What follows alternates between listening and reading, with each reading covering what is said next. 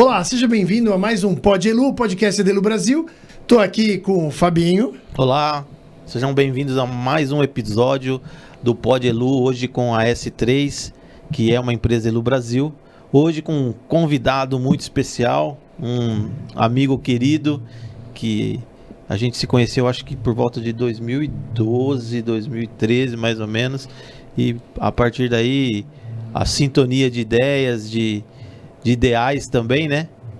Conspirou para uma amizade aí. E é um prazer hoje te receber aqui. Vou deixar o Daniel apresentar, né? Porque ele... Zé, seja bem-vindo. Muito obrigado. É amigo, eu posso chamar de Zé, né? Deve. Mas o correto é o Dr. José Antônio Coelho. Ele é um médico cirurgião, 15 anos trabalhando como executivo de saúde em empresas. Hoje é atual diretor administrativo financeiro, né? E o próximo presidente da BQV, Associação Brasileira de Qualidade de Vida. E também é diretor da CHIP, né? Você vai contar um pouquinho de cada uma dessas coisas. Seja bem-vindo, Zé. Muito obrigado, primeiro pelo espaço, agradecer, né, Dani? A gente já se conhece há muitos anos, aliás, nos conhecemos por intermédio do Fábio, inclusive. É verdade. Né?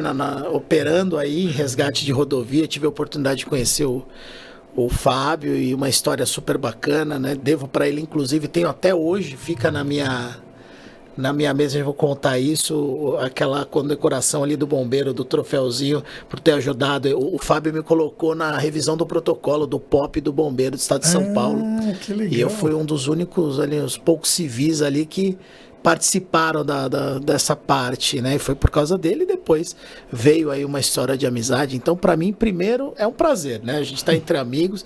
E segundo, poxa, é um orgulho ver o crescimento de vocês e inclusive, essa capacidade de produzir conteúdo para inspirar, para motivar, para levar, né, para públicos que nativamente possam não ter relação direta com a Elu, com a S3 e que se inspirem aí a fazer, né, movimentos pessoais, de carreira, sociais, que eu acho que faz parte do nosso trabalho também ajudar nesse sentido, né? Então, putz, é um privilégio.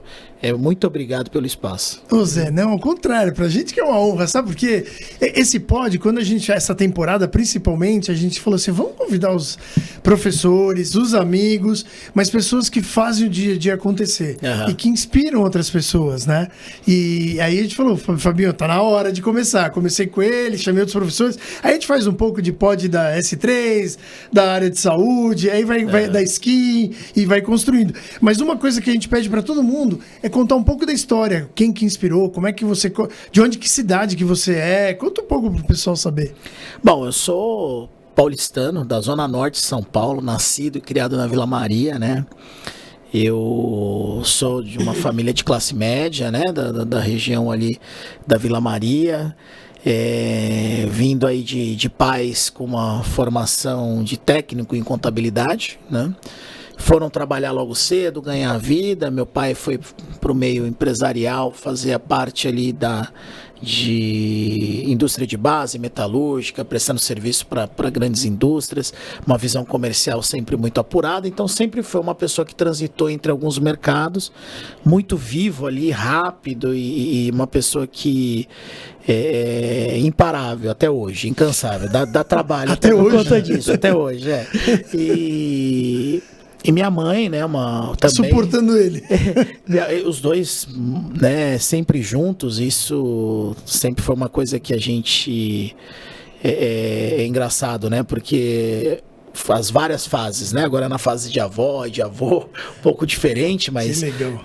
A gente teve a oportunidade de aprendendo e olhando como é que eles foram evoluindo também. Minha mãe é uma professora de escola de ensino fundamental, dedicada, fez trabalho de gerenciamento também, uma pessoa que era tratada até como da família ali, uma escola da região mesmo, né, local, mas que sempre trabalhou com muito apego, muito propósito. Talvez seja a maior conexão que eu tenho com a minha mãe é essa parte.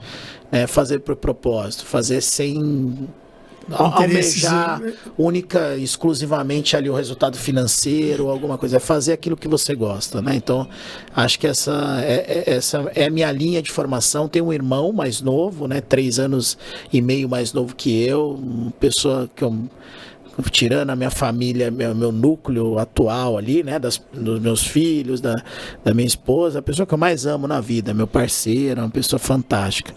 Padrinho do meu filho mais novo e eu padrinho da filha mais velha, né? Então, a gente tem uma relação super ótima, também mora até hoje na região. E eu, nascido e criado, estudei em colégio particular, tive oportunidades de uma formação boa, sustentada, né? Fiz um aproveitamento disso e acabei enveredando e fiz a minha formação para ir fazer uma faculdade de medicina, né? Tive ali um movimento de transição, fiz um cursinho para poder entrar na faculdade e sou aprovado na Unicamp lá no ano de 2002, né? Que foi um marco. Então fui morar em Campinas. Desde então eu moro em Campinas, tá? Construí dali para frente toda a minha vida pessoal, social lá em Campinas, né? Você foi fazer medicina, alguém te inspirou? Então, aí vem um ponto interessante. Isso é uma história bacana, né? Eu tive, acho que, boas inspirações durante a minha formação médica. Mas a minha inspiração primária, eu fui me conscientizando disso depois, né? Já mais velho. Mas foi minha avó, que foi minha madrinha. Minha avó trabalhava como auxiliar de enfermagem na parte dos queimados do Hospital Tatuapé. E eu cresci vendo ela vindo de plantão, contando histórias, entendendo. E eu ficava observando aquilo. Eu acho que aquilo foi um grande gatilho, mesmo que de forma inconsciente. Eu venho de uma família que não tem formação universitária, né? Eu fui o primeiro universitário. Então, dali para frente, algumas coisas eu acabei vendo pela primeira vez, porque a família ainda não tinha essa conexão, né? Mas a grande inspiração e aí é o meu modelo mental que me desencadeou tudo que eu faço hoje, é essa questão do querer ajudar. Ajudar de forma... Como é que eu faço para melhorar isso? Como é que eu consigo chegar melhor ali? Como é que a gente vai fazer? Essa visão é muito legal. Então, isso foi uma inquietude que sempre me levou para o caminho da formação. E a formação médica era um jeito grande, né, de ajudar, e aí com uma concepção até um pouco mais romântica, né, do processo, porque no fundo, como eu não tinha nenhum médico na família, né, como eu não tinha ninguém próximo, a ideia era uma ideia de querer ajudar, de querer estar mais próximo, e o fato de você poder usar isso, né, até como um movimento de flutuação social, de ascensão social, me chamava a atenção no seguinte sentido. Lógico, eu quero amanhã, eu quero daqui a alguns anos ser uma pessoa reconhecida por fazer de forma eficiente o meu trabalho, né? Então, não entrei pensando em dinheiro propriamente, sabe? Naquela época já não tinha uma medicina que era uma medicina que trazia uma retribuição financeira franca, então já era uma fase de transição para esse modelo que a gente tem hoje, não tinha muito esse objetivo, mas entrei ali no universo com 110 alunos, numa das melhores universidades da América Latina, processo seletivo brutal, talvez fosse entre os 4, 5 ali da turma que não tinha tido experiência internacional, intercâmbio e coisas assim, né? E tinha uma formação mais simples, então me deparo com outro universo de pessoas ultra selecionadas, competitivas, capazes, olhando uma formação. Então aquilo me desperta uma vontade de evolução. E aí vem um outro ponto. Eu sempre fui, e acho que além de querer sempre fazer melhor e ajudar, a questão de olhar o novo, né? De entender como é que as coisas funcionam. Ou seja, como é que eu pego esse assunto é novo, ele faz parte da minha formação? Não, mas isso aqui contribui para o que eu quero entregar? Tá, então vamos mergulhar. Então essa curiosidade de querer me fez ali surfar por vários aspectos. Então, além do aspecto técnico, eu fui fuçar na faculdade, então virei representante de turma, fui vice-presidente do centro acadêmico, fui presidente da Atlética, que na medicina, a Atlética é um órgão grande, é o maior órgão representativo dos alunos, uma competição de medicina, de movimentação numa intermédia, por exemplo, chega a mais de R$1 milhão, né? Nossa. Então é praticamente uma empresa júnior funcionando. Tem professores, ali, no caso, os técnicos contratados, os times, os atletas, tem contribuição. É uma associação, né? Então, acho que foi a minha primeira escola administrativa. Então, esse conhecimento foi ampliando. Despertou.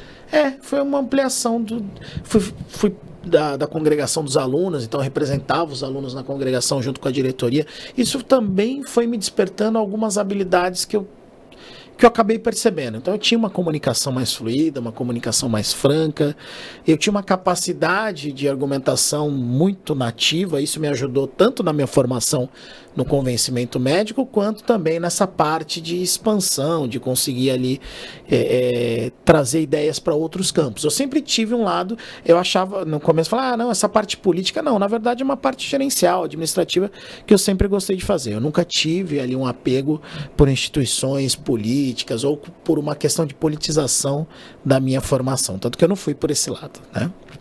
Faço a minha formação, em 2007 eu saio da faculdade, me formando, né, no tempo regular, e aí, por inspiração também, desculpa, com o link até da minha avó, da mesma avó que me inspira a ser médico, ela entra no circuito uma pessoa assim, é meu padrinho de casamento, é um cara que me inspira pra caramba, cirurgião plástico, grande...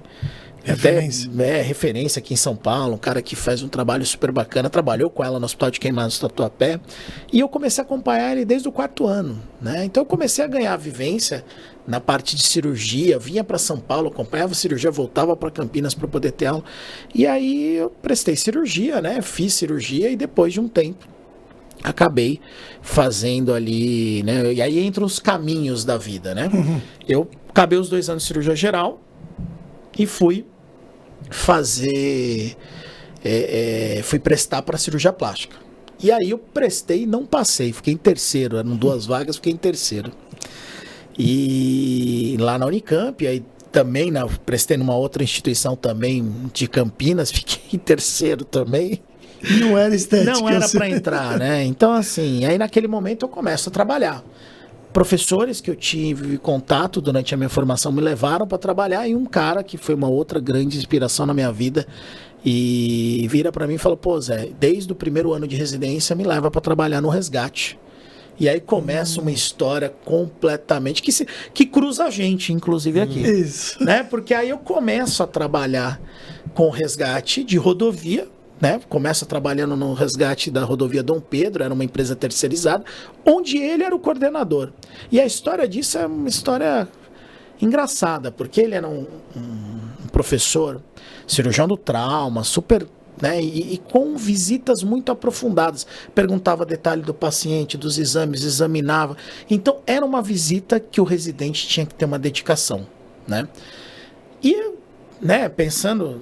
E eu sempre tinha isso comigo. Pô, como é que eu faço isso melhor? Como é que eu vejo? A qualidade. E aí a questão do ciclo da qualidade, né? E aí eu começo a desenvolver ali, desde aquela época de forma inconsciente, fichas para internação de paciente, onde eu acompanhava os resultados. Então eu passava uma visita que eu conseguia ter maior parte dos dados do prontuário de uma forma gerencial na mão. E tudo de forma inconsciente, né? Porque a gente também não tinha... Processos. Não tem isso na formação médica. A área de saúde tem essa deficiência, né? Ela não forma você para pensar... ela pensa... faz pensar de forma técnica, o hard skill é muito forte, mas aquela questão de você pensar de uma forma orgânica, mais gerencial, olhando mais a visão, né, 10, 20, 30 mil pés para você conseguir ter olhares de, pô, mas peraí, será que isso aqui tá certo desse foco? Isso não tem na formação da área de saúde como um todo, né? São poucas instituições hoje que investem tempo para criar visão de gestão, visão gerencial, né, nos profissionais de saúde. Naquele momento, acaba a visita, né? Ele fala: pô, bacana. Talvez tenha sido um dos elogios que eu nunca esqueci na vida. Pô, boa visita, parabéns. Você não quer trabalhar em rodovia? Eu falei: cara, que é isso, trabalhar em rodovia? Eu ia trabalhar no pedágio, o que você quer que eu faça na rodovia? Trabalhar no guincho? Eu brinquei, né? Ele falou: não, eu trabalho no resgate, e lá nós temos um médico, um enfermeiro, é uma ambulância de UTI, assim que funciona. Eu fiquei ali, de novo, né? Aquela visão do novo, de querer. Eu falei: eu quero. Ele falou: então tá, tô saindo de férias agora, já tô pronto. Ele falou: não, sai de férias, vai viajar, entre o R1 e o R2, né? Então eu volto no meio das férias do R1 e ligo para ele. Falou, tô aqui. Ele falou, calma, Zé, você volta com tranquilidade. Ansioso, Zé? Não, até que não. Eu aprendi com o tempo. Fui mais, né? Entendi. Mas eu queria me mostrar pronto, porque eu achei que aquela era uma oportunidade de entrar para um mercado que eu não conhecia, não fazia. Pô, e com um professor que eu admirava que me colocou num circuito novo, né? Bom, ele não...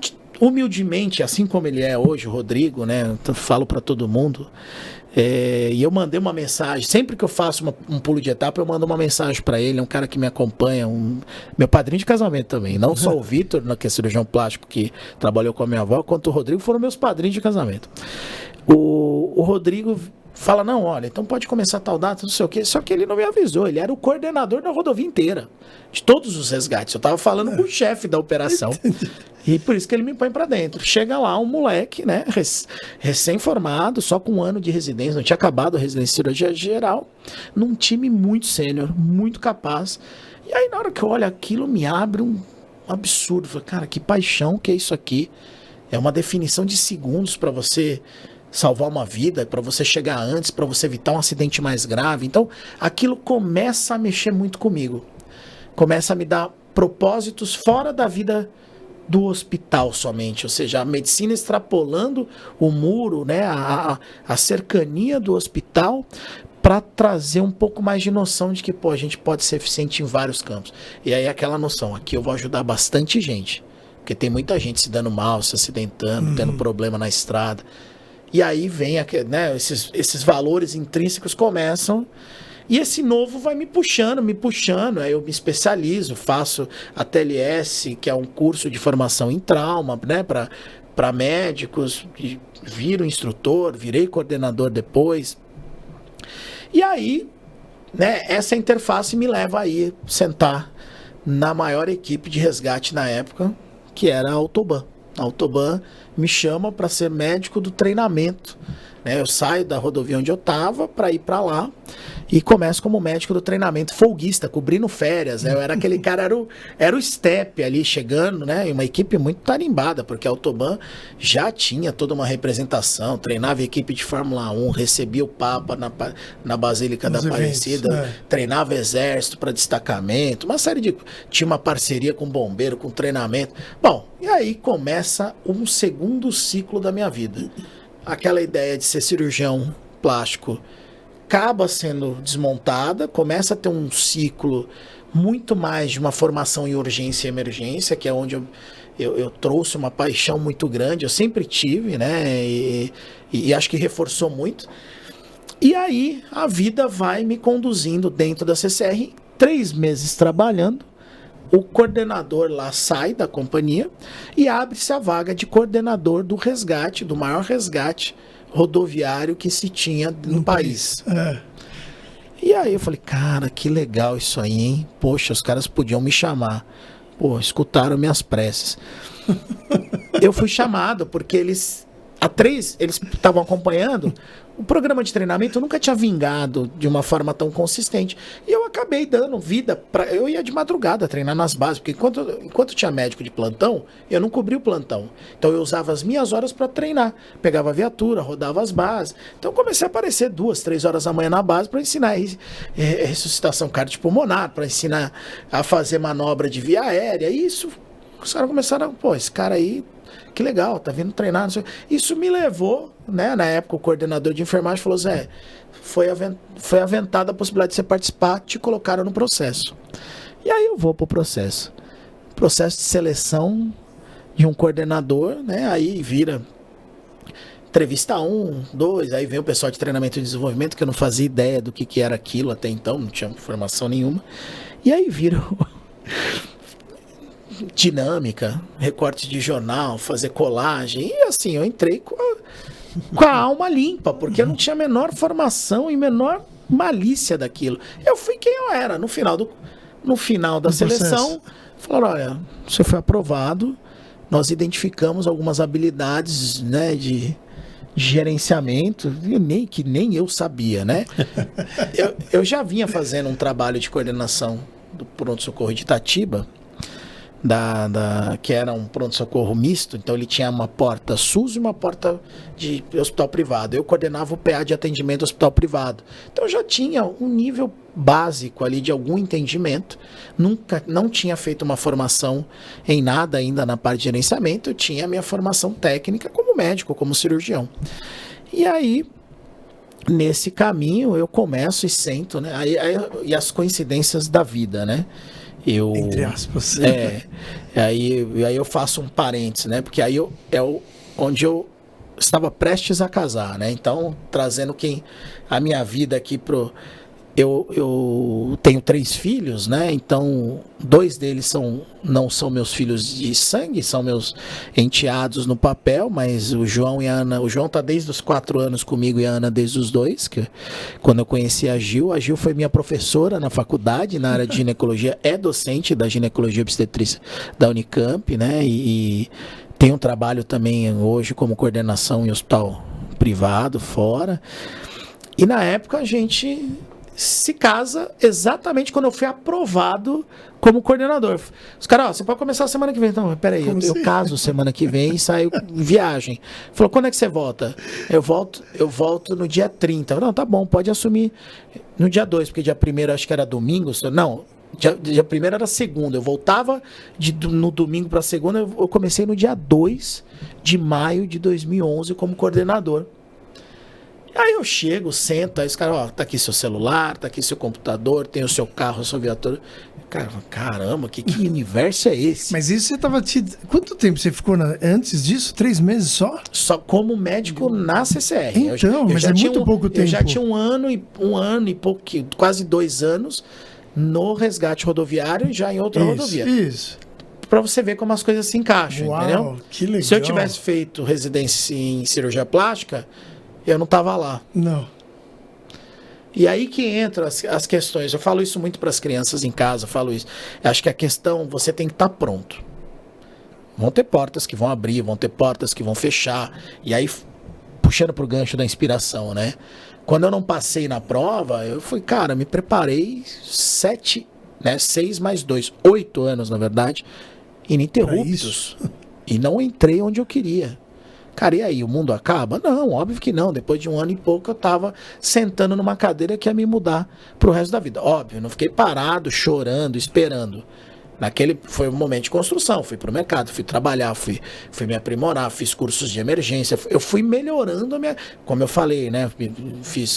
Virei instrutor da TLS. Aquilo foi me levando pro lado de urgência e emergência que tinham portas abertas e que me traziam um tesão, né? Ou seja, eu não ia fazer algo por dinheiro, estava ali. Tanto é que quando eu aceitei a proposta de ir para a Autoban como coordenador, meu salário relativamente deu uma quedinha. Não foi grande, mas eu não fui.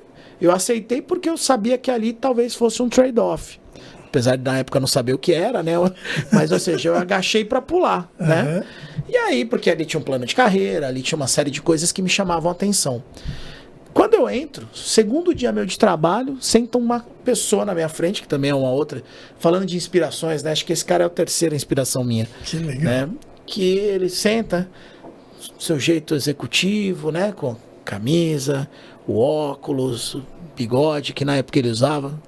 Tive reunião com ele ontem para falar nisso. O nome dele é Antônio Giraldes. Ele senta na minha frente e fala: Doutor José Antônio, tudo bem? Eu sou contratado aqui pela CCR Autoban para auxiliar os coordenadores, ajudar em algumas tomadas de decisão, entender um pouco a evolução da área, e assim vai.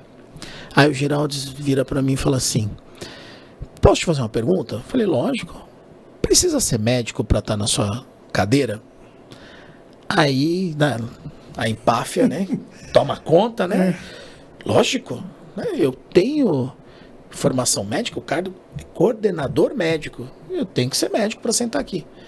E ele vira assim, né? Faz um joia, fala, poxa, que bom. Vamos conversar disso nos próximos 6 meses. Eu vou te refazer essa pergunta lá na frente, né? Quando ele for ver esse videocast, ele vai morrer de dar risada. Porque eu sempre falo isso pra ele.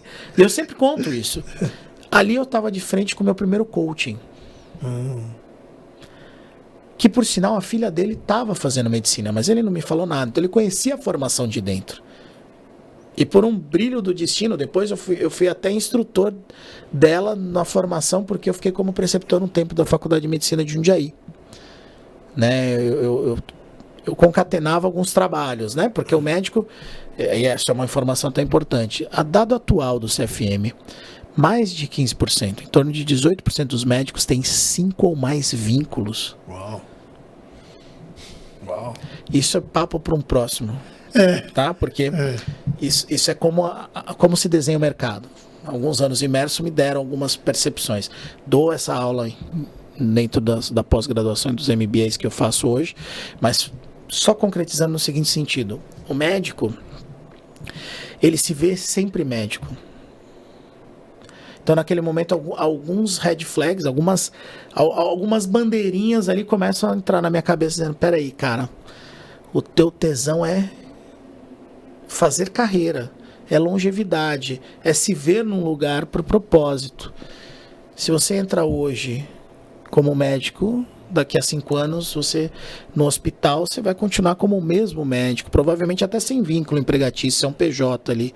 Então aquilo começa a me acender alguns pontos. Falei, caramba, isso talvez não seja onde eu quero, né? Eu penso em outro. E aí eu via histórias na Autoban, por exemplo, de pessoas que estavam ali há 10 anos, entraram como arrecadadores ou como auxiliar de pista na praça de pedágio e hoje eram coordenadores.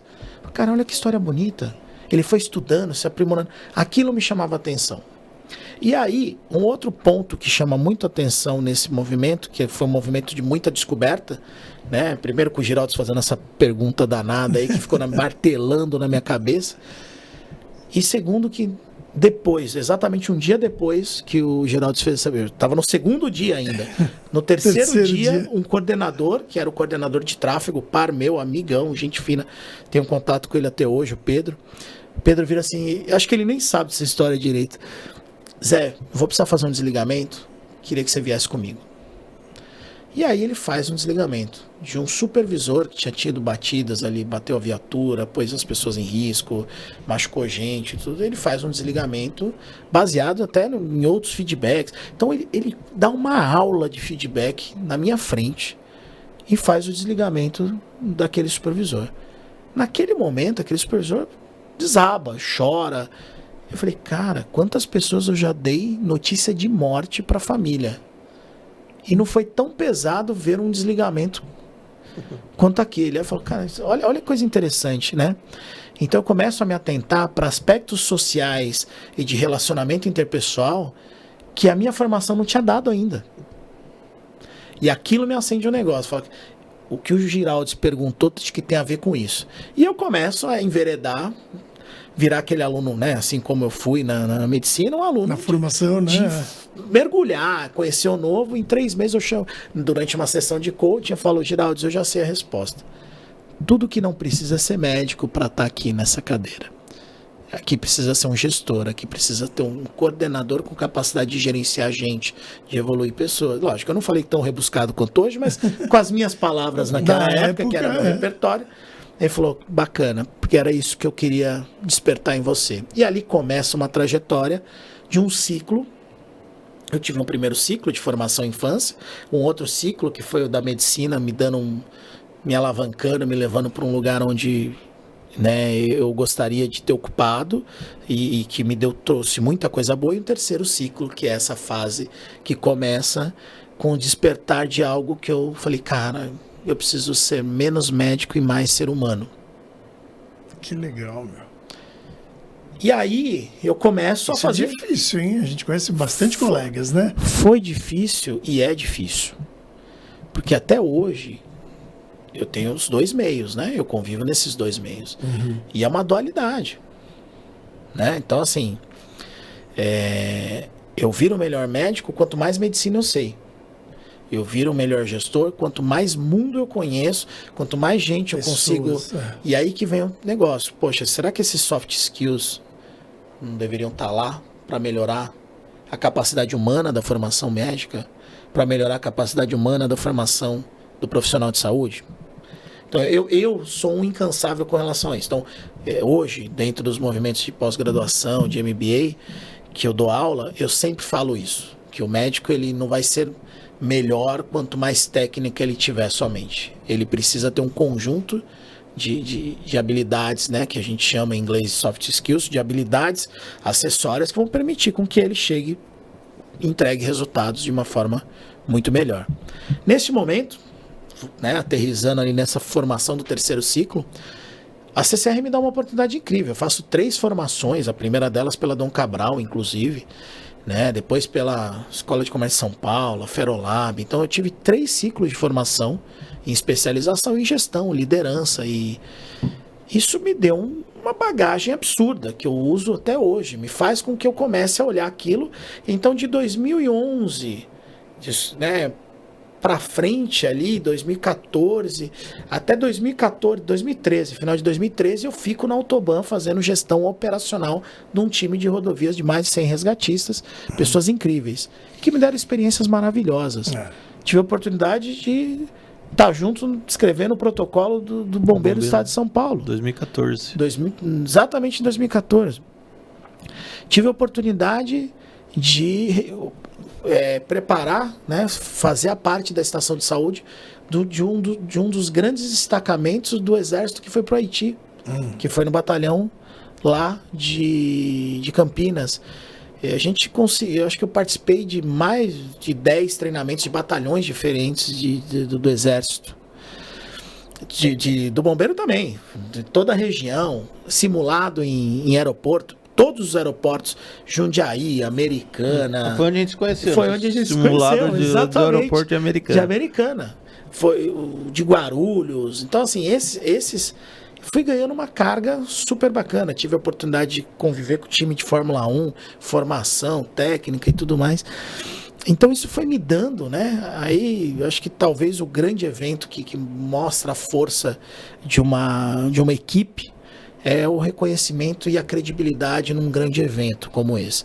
O Papa vem para o Brasil e a CCR toma conta da estação, tanto da Dutra, que é uma das rodovias que faz parte do grupo, quanto da própria Basílica. Dentro da Basílica tinha os médicos do Vaticano, a equipe que a gente não acessava, mas o entorno, que tinham mais de 5.000 pessoas, eram pessoas de mais idade, porque foi o mesmo ano que teve a Jornada da Juventude. Então os jovens foram para o Rio de Janeiro na Jornada da Juventude e as pessoas de mais idade, que acompanhavam, que tinham uma relação de fé e de propósito com o catolicismo, se direcionaram para a Basílica de Aparecida. Imagina, a gente 2, 3 horas da manhã, com um monte de gente reunida no alojamento, tudo voluntário, hospital de campanha, o major trabalhou com a gente, no meio de uma multidão, se uma pessoa desmaia, como é que você tira ela? Então tinha o protocolo de retirada por cima, tinha verificações, tinha uma série de coisas que ensinaram muito, né? E eu sou, né? E aí foi um outro recorte, uma coisa que eu herdei muito da minha mãe.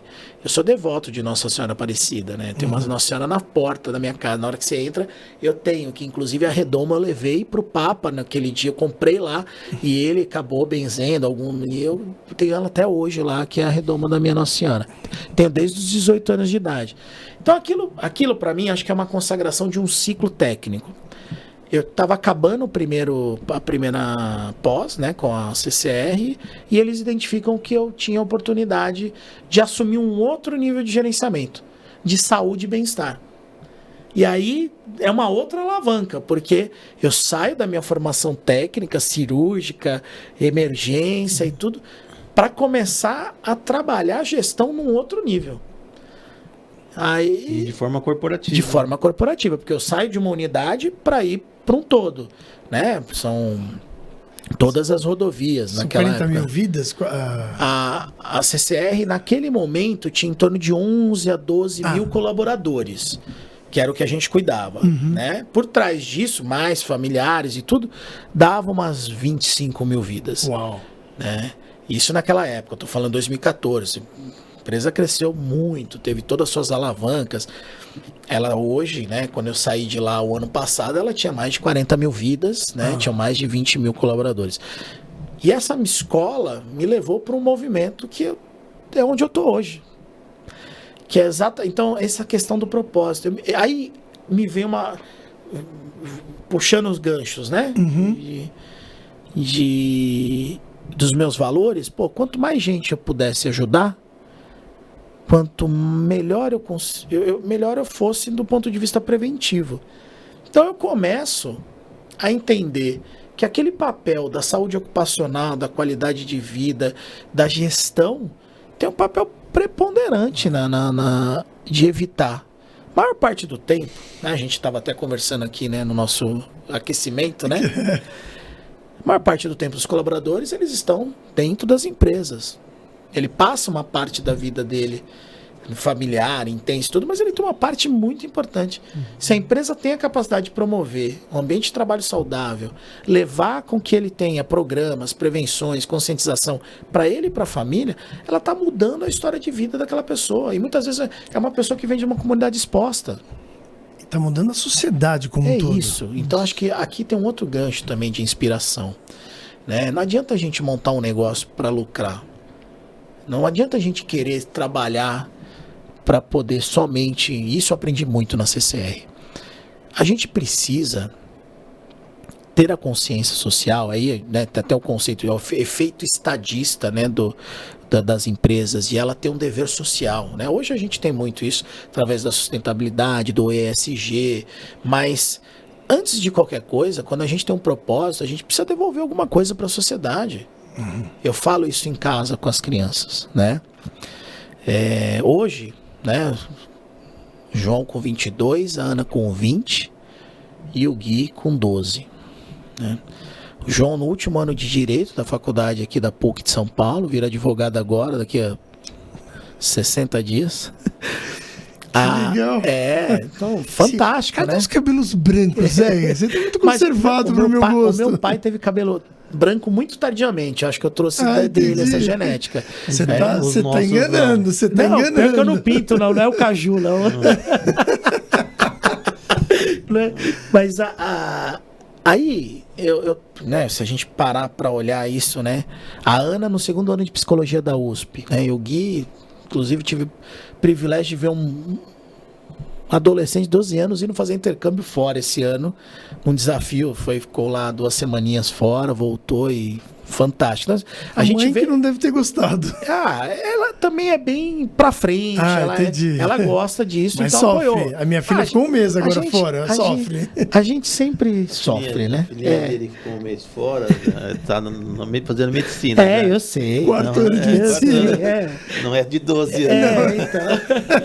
Mas a gente se realiza, mas ao mesmo tempo se desgasta. Porque você tem um desgaste psicológico nisso, para entender, vai dar tudo certo. Será que eu estou expondo ele ao melhor risco para aquele momento? Porque você está provendo isso. É lógico.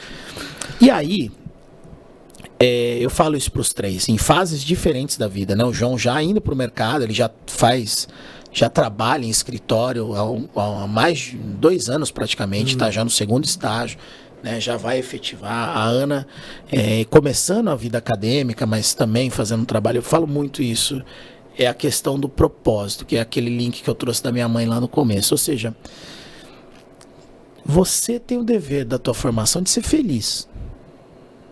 Seja feliz com o que você faz. E retribua isso de alguma forma para a sociedade. Então, meus pais, que vieram de uma formação mais simples, foram trabalhar cedo, tiveram formação técnica, se esforçaram para que eu pudesse estudar o que eu queria fazer. Perfeito. As minhas opções foram se encaixando dentro daquilo que eu gostava, encontrando propósito e fazendo negócio. Eu falo para eles, a geração de vocês vai ter que estudar para criar esse volume daquilo que vocês querem produzir para o mundo, para melhorar o mundo. E os filhos de vocês não vão precisar trabalhar para produzir, eles vão já ter que nascer com o drive de como é que eu transformo, como é que eu deixo esse mundo melhor para a próxima geração. Então, é assim... Essa sacada. Eu acho que se a gente tem na cabeça que a gente tem o privilégio de se formar, e aí eu aprendi uma frase impactante com um dos CEOs da CCR, o Marco Calduro, que é uma pessoa que eu admiro pra caramba. Ele falou: o tamanho do nosso privilégio é proporcional ao tamanho da nossa responsabilidade. Perfeito. E eu levei isso para minha vida. Falei, cara, a gente tem o privilégio de ter uma formação, de estar aqui, de ter possibilidade de conseguir falar.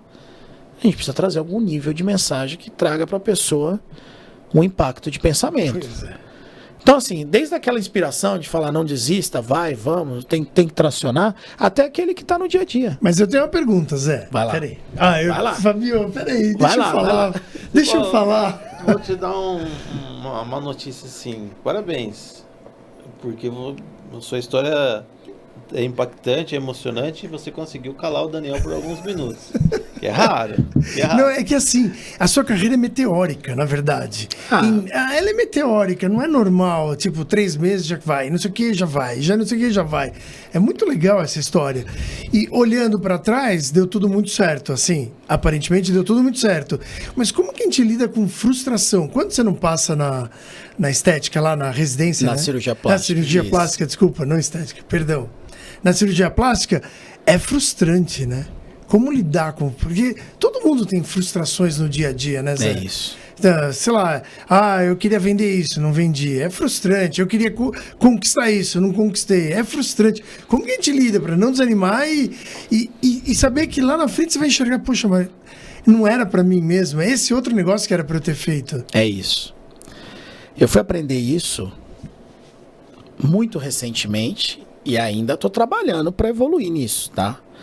Aí eu vou trazer um pouco do conceito do, né, o Karnal fala, né, de que nós somos perfectíveis, né? Ou seja, a gente tá sempre na busca da perfeição, mas nunca seremos perfeitos nesse sentido. Como é que isso funciona dentro de mim, tá? E aí eu vou trazer o meu jeito de olhar. Eu vivi várias frustrações. Várias. E vivo ainda algumas. Só que é a forma com que... Lida. Não é o que você... não é a frustração. É o que você faz com ela que define o caminho que você vai trilhar. Então, eu aprendi isso de forma mais, talvez, consistente, né?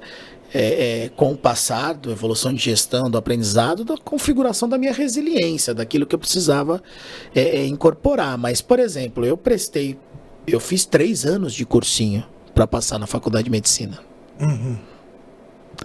Eu prestei prova de residência para cirurgia plástica e não passei, né? Então, assim, aí eu fico pensando, qual que era o preço de eu não continuar?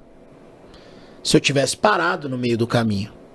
Então aí vem um outro gancho, é o seguinte, você não tem que entender isso como uma chegada, você tem que estar pronto para a jornada. E a jornada é todo dia você conseguir se motivar a estar melhor do que... E assim, o que vai me trazer propósito? Era entrar na faculdade de medicina. Qual que é o custo disso? Cara, você está vindo de uma escola mais periférica, da Zona Norte de São Paulo, você vai precisar fazer cursinho. Prestei. No primeiro ano passei numa faculdade particular. Não tinha dinheiro para pagar. Apesar de meu pai querer, insistir para que a gente fosse, eu falei, a gente vai se enrolar no meio do caminho. Vamos para a faculdade pública. É até desrespeitoso com ele fazer esse tipo de coisa. Porque eu sabia que a gente ia ter problema.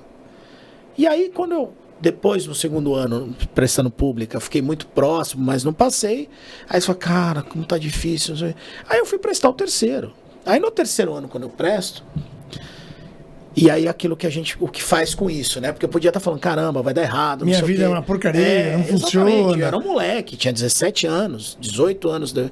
Entrei na faculdade com 19. Né? Então, naquele momento que a internet estava acabando de ser concebida, você não tinha smartphone, a comunicação, esse tipo de informação das experiências humanas era praticamente zero na nossa época. Era só quem estava no nosso ciclo. E aí, exatamente. E aí eu comecei a ver essas pessoas, tinha cara ali no 5º ano de cursinho. E estudando.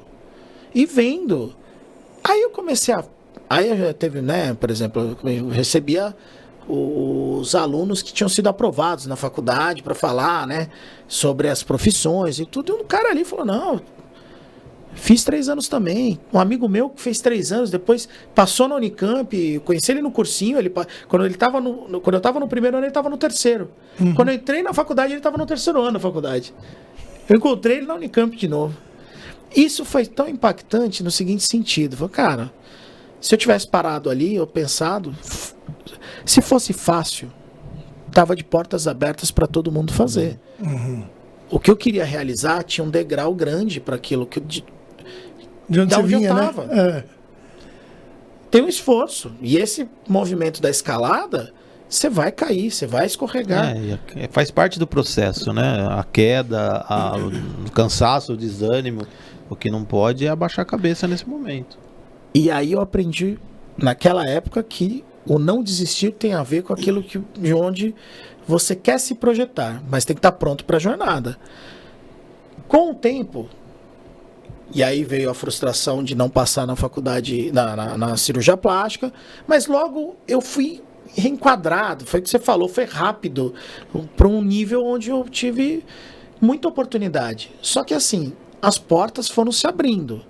E você estava preparado. E a gente foi aceitando e fazendo boas escolhas. Então, tem 2 pontos na minha cabeça amarrando, tá? Primeiro, hoje, como eu olho isso lá para trás, se eu puder ajudar alguém hoje, e hoje eu sou conselheiro de um fundo de investimento na área de saúde, e sou conselheiro de uma empresa na área de estética e cosméticos.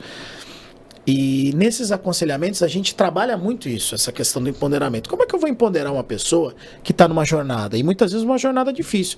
Uma dessas, desse trabalho de conselho, a gente pegou uma empresa que estava num turnaround, ela estava fazendo uma mudança de virada de chave e precisava ter foco no crescimento. Hoje ela já tem faturamento positivo de mercado. Mas foram aí alguns momentos e anos para fazer isso. Acho que tem duas coisas que para mim amarram muito essa capacidade da escalada. Primeiro, assim, se acabar a corda, se o seu filho, né, o grande, eu não vou ficar rezando missa pro sacerdote aqui, né? O cara tem formação nisso. Mas se eu não tenho corda suficiente, se eu não tenho, né, os ganchos de fixação suficientes, se eu não tenho equipamento para subir e preparo para subir, vai fazer falta. Então eu tenho que estar preparado. E como é que eu me condiciono? É uma condição mental. E eu preciso estar mentalmente. É difícil? É difícil. Cara, mas eu vou passar, eu tenho que chegar. Eu vou fazer isso acontecer. Então, esse passo de você acreditar é algo importante, entendeu? E outra coisa que eu aprendi muito com o tempo é a questão do erro honesto, né? Que eu acho que é um principal. Vai ter queda. Então, você já sabe que aquele ponto você tem deficiência. Aconteceu alguma coisa. Como é que eu faço? Ou eu mudo rota, ou eu refaço essa rota com técnica diferente. O que eu não posso é ficar insistindo no mesmo erro. Então, a resiliência é aquele ponto de olhar a queda com o aprendizado. Reconhecer, né? Reconhecer. Não fui capaz nisso porque me falta isso, me falta aquilo. Eu preciso ir para lá? Eu quero ir para lá, que nem foi. Foram 2 situações diferentes da minha vida. 3 anos ali, na mesma, eu passei. Chegou uma hora que, na parte de cirurgia plástica, eu fui para um lado, abriram outras opções de escalada e foi para onde eu acabei indo, porque aquilo me despertava toda essa história da qual eu trouxe aqui para vocês. No fundo, esse ciclo de gestão foi me conectando muito comigo mesmo, me despertando algumas verdades que minha formação primária não trouxe, que a minha formação médica não trouxe, mas que a formação de gestão me trouxe muito, que era ter um propósito de verdade, saber falar sim, saber falar não, saber assumir risco e também saber de que aquilo é aquela questão do privilégio da responsabilidade. Você tá tomando frente nisso? Então foi aí que comecei a abrir um pouco mais os meus desafios. Fui me propondo na minha formação, ocupando áreas não médicas dentro da CCR, cuidando de... Então, eu faço uma progressão em onde eu chego na pós-pandemia. A pandemia, foi um outro grande desafio. Porque pra todo mundo. imagina, né? Era uma empresa gigante, espalhada em vários estados e que tinha colaboradores em diversas situações e que ficaram doentes e que tiveram, né, estados graves e que teve óbito e que teve familiar internado. Então, se a gente não tivesse o fator humano do acolhimento, da responsabilidade de assumir a liderança de um processo crítico, também a gente não ia ser protagonista de um movimento tão positivo quanto foi, de ter protegido as pessoas. Então a área se coloca numa posição mais adequada e aquilo começa a agregar valor. Então eu termino a minha jornada em 2023 como um executivo de qualidade, saúde, segurança, meio ambiente e benefícios. Essas áreas foram... Então eu tive que fazer aprendizado sobre qualidade, ciclo, melhoria contínua, né? Que me reforça toda essa trajetória. Isso é apaixonante, essa área, Pra né? caramba. É apaixonante, viu? Pra caramba. A minha esposa é enfermeira, né? Sim. E ela adorava assistência, né? Mas sempre foi muito criteriosa, muito protocolada nas coisas. E hoje ela está na qualidade, cuidando de uma clínica de oncologia. E não só a enfermagem, mas de todos os processos de qualidade. E ela foi assim meio a contragosto no começo, poxa, vou estar deixando a assistência.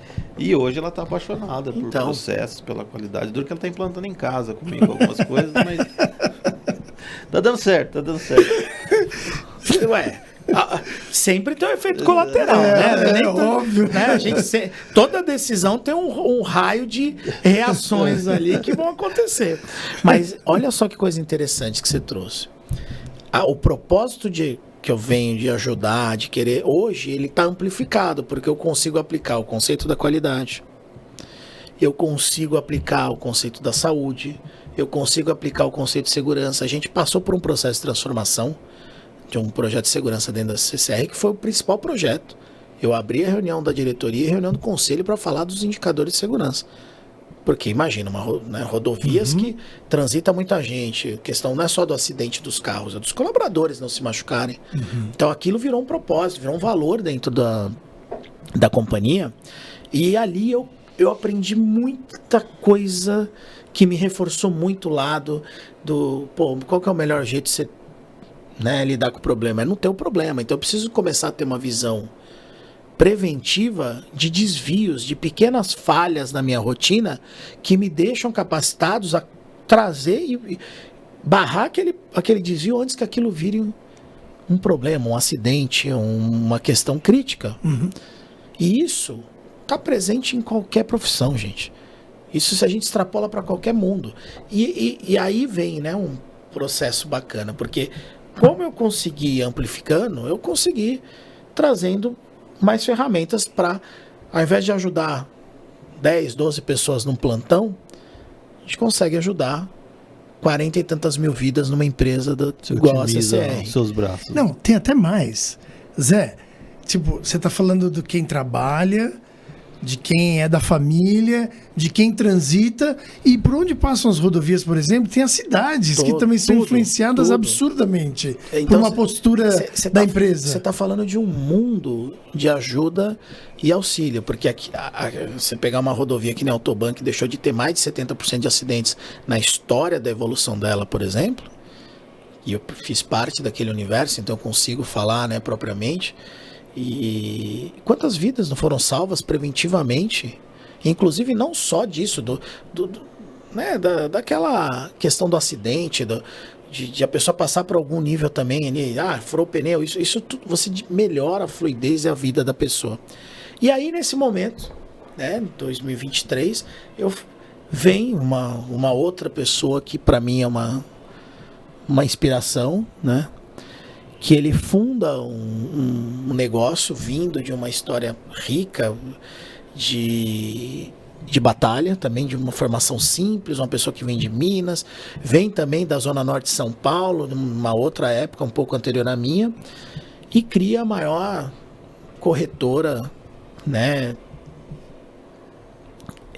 do Brasil, com mais de 5 milhões de vidas ali cuidando na época. ele cuidava de mais de 5 mil empresas nesse momento, então vira... 5 mil empresas? Empresas dentro da carteira durante a evolução. Tá. Essa foi a Admix, né, que foi a maior empresa do segmento. O César Augusto, que é esse fundador, empresa de dono, que veio com a concepção dele, que cria isso, sai do mercado, né, ele vende a empresa dele e fica em no compete e volta para o mercado em 22. E aí traz o time, das pessoas que ele já confiava, tinha um legado de 30 anos praticamente. E aí ele vira e chama, eu começo a fazer alguns trabalhos consultivos com ele, até a gente participou de algumas, olhando empresas, porque qual foi a ideia? Ele estava criando um ecossistema para conseguir trazer uma visão diferenciada para o mercado. E aí, aquilo me toca no seguinte sentido, as dificuldades que eu enfrentei para implementar as coisas dentro da CCR, né, dentro dos hospitais, isso aqui é um grande catalisador e facilitador. E vem com um propósito ampliado, que não era só ajudar quem tem plano de saúde, era ajudar, inclusive, a reequilibrar o sistema, dando melhor acesso para pessoas que não tinham plano de saúde. Então a gente está falando de sair de 40 e poucas mil vidas para falar de não só dos 58, 59 milhões de pessoas que têm plano de saúde, mas para os 210 milhões de brasileiros. Aí aquilo pega pesado no valor meu e eu topo o desafio de sair de sair de uma carreira executiva numa empresa multinacional para ir como diretor de um projeto que hoje é a Chip, né? Quase 1 milhão de vidas aí, tem portfólio crescente só na corretora. A gente cuida, e aí vem a questão do propósito ampliado. A gente cuida de mais de 4 milhões de vidas dentro da nossa telemedicina, ou seja, pessoas que hoje não têm plano de saúde, né? Não tem ali o plano contratado, mas tem acesso ao pronto-socorro digital, tem acesso a um clínico ali de estação, tem 10 especialidades que ele consegue fazer acesso agendando de um dia para o outro, tem rede de acolhimento presencial se ele precisar fazer uma consulta ou exame presencial, com um subsídio, que, né, aí a gente tem uma negociação de timeshare, isso faz com que ele pague 60%, 70% a menos no valor de um raio-x, por exemplo, ou de um hemograma. Então esse propósito começa a reequilibrar um sistema. E é isso, dentro das 8 empresas que a Chip tem hoje compondo esse universo, é onde eu estou amarrando e construindo uma realidade de tentar ajudar as empresas a serem melhores com seus colaboradores e esses movimentos de a gente conseguir dar suporte, né? Por exemplo, de entregadores, de representantes que não têm plano de saúde, mas que herdam esses e começa a ter, e aí vem essa questão, né, do como é que eu ajudo mais gente. E aí, acho que talvez, né, dentro dessa caminhada, o que mais... Hoje eu estou numa fase interessante. Como eu falei, eu fui já puxado para ser conselheiro de um fundo de investimento e dessa empresa aí. Então eu estou numa fase onde eu estou conseguindo aplicar e já também ajudando com experiências vividas, com visão, né, dentro dessa formação, dessa jornada, para outros negócios que não necessariamente são correlacionados, mas que podem beber da experiência das pessoas que estão ali, entendeu? Qualidade em qualquer negócio. Total. Você pode ir para qualquer negócio. Total. Essa expertise, o conhecimento, essa bagagem que você recebeu nesse processo curto aí, estamos falando de 15 anos. Sim. Tem isso. Um pouco menos. Sim, um pouco mais, um pouquinho mais, 17 aí. 17 de informação. É impressionante. Zé, é muito legal isso aí. Zé, você continua você enveredou totalmente para a área de gestão, de empresarial. A parte de medicina continua ainda? Tava esperando essa pergunta.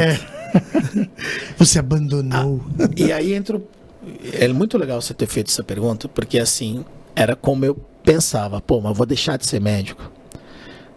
Eu sou mais médico hoje do que eu era antes. Ué? A medicina não é a prática assistencial pura somente. Lembra que eu falei? Eu fui vendo que eu podia ser médico fora do hospital. A medicina, ela é um conhecimento aplicado para que a gente consiga também ajudar várias interfaces, né? A pessoa pode estar aplicando algoritmo para prever câncer hoje dentro de uma unidade de radiologia. Isso é medicina. E ele nem viu o paciente, ele nem sabe quem é, né? Então, a gestão de saúde, ela é um ato de medicina ampliada, ela é um ato que deveria ser muito melhor trabalhada.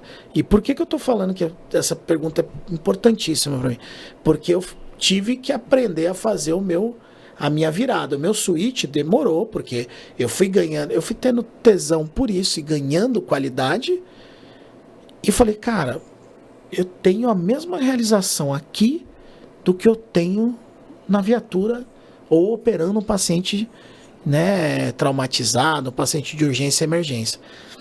Se eu tenho essa capacidade, né, de ser feliz com os dois, eu posso começar a tomar, e aí vem o terceiro ponto que eu não falei na subida, que é saber tomar boas decisões.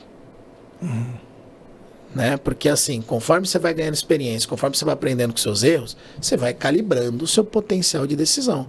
E aí eu tomo uma decisão de falar, poxa, eu vou enveredar pelo lado da gestão, dado que eu tenho um plano de carreira de crescimento, ou seja, eu vou conseguir fazer ascensões e buscar coisa nova e conhecimento. Mas com o propósito de atingir mais vidas, né? Vou ter um raio de atuação cada vez maior, conforme eu definir, e não vou deixar de ser médico. Porque isso aqui, tanto é que eu fui fazendo essa transição até que 2020, eu já estava só com um horário cirúrgico no mês, eu ia dar um plantão de sexta-noite. A pessoa já sabia que eu ia parar em algum momento, e aí entra uma lição que eu aprendi. Pode até ser que as pessoas não concordem, principalmente no meio de gestão de saúde. Mas a dedicação híbrida, ela te consome e te compromete no discernimento. Técnico-jogador, por exemplo, entendeu? São funções distintas. Então, o gestor que está imerso na operação, em algum momento ele se vê conflitado ali com as duas visões. E aquilo pode tirar um pouco da melhor decisão dele, na melhor tomada. Tá? Quando a gente olha isso, e aí eu fui tomando isso, falei, não dava para eu estar na CCR e ter operado o paciente, ele ter sangrado e eu não ter disponibilidade para ir lá acudir ele de uma complicação do procedimento. Também não dava para eu ter agendado a reunião da CCR, importante, com as pessoas para fazer o planejamento e porque o paciente meu tinha complicado no hospital. Eu precisava ter uma dedicação mais horizontalizada, exclusiva, para progredir e chegar onde eu queria.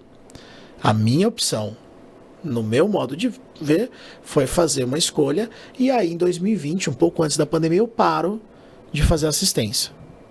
Então eu parei de atuar como cirurgião nesse momento. Aí você fala, pô, mas aí você perde mão e tudo. A prática é óbvio que você vai perder. Onde é que eu vou?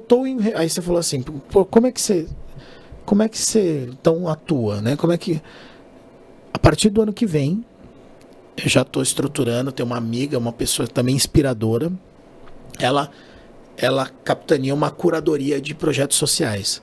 A gente está estruturando uma frente para fazer mutirão de pequenas cirurgias, por exemplo, em comunidades expostas. Eu vou voltar a dar para a medicina o que a medicina me deu, mas de uma outra forma, não com um compromisso ali de estar num plantão e tudo, mas de fazer esse movimento. A gente está num projeto de ajudar mães dentro de uma comunidade muito carente, com um grupo específico que é o WCFO, que é o conjunto das mulheres que são CFOs do Brasil inteiro. A CHIP apoia, e eu estou fazendo parte desse grupo onde a gente vai ter uma ação com mães de crianças que têm transtorno do espectro autístico. Numa comunidade dessa, com os desafios da informação, de não ter o acolhimento e tudo, como é que a gente consegue ajudar? Isso é medicina. Esse é o propósito de ajudar. Eu não preciso estar atendendo todos, né? Então, assim, a gente vai... Isso, para mim, hoje tem o maior significado do que estar ali na viatura ou no hospital. não que tenha maior valor, tá? Para mim, hoje, o significado disso que eu faço tem uma amplitude que eu consigo ajudar mais pessoas. Eu consigo inspirar mais gente para estar nesse processo e conseguir conectá-los com a questão da assistência. Então, eu posso ser muito mais eficiente se, como um bom gestor, eu tiver uma equipe de assistentes eficiente fazendo o processo. Todo mundo, não, na sua cabeça, todo mundo tem que virar gestor. Não. Eu fui encontrando prazer nisso.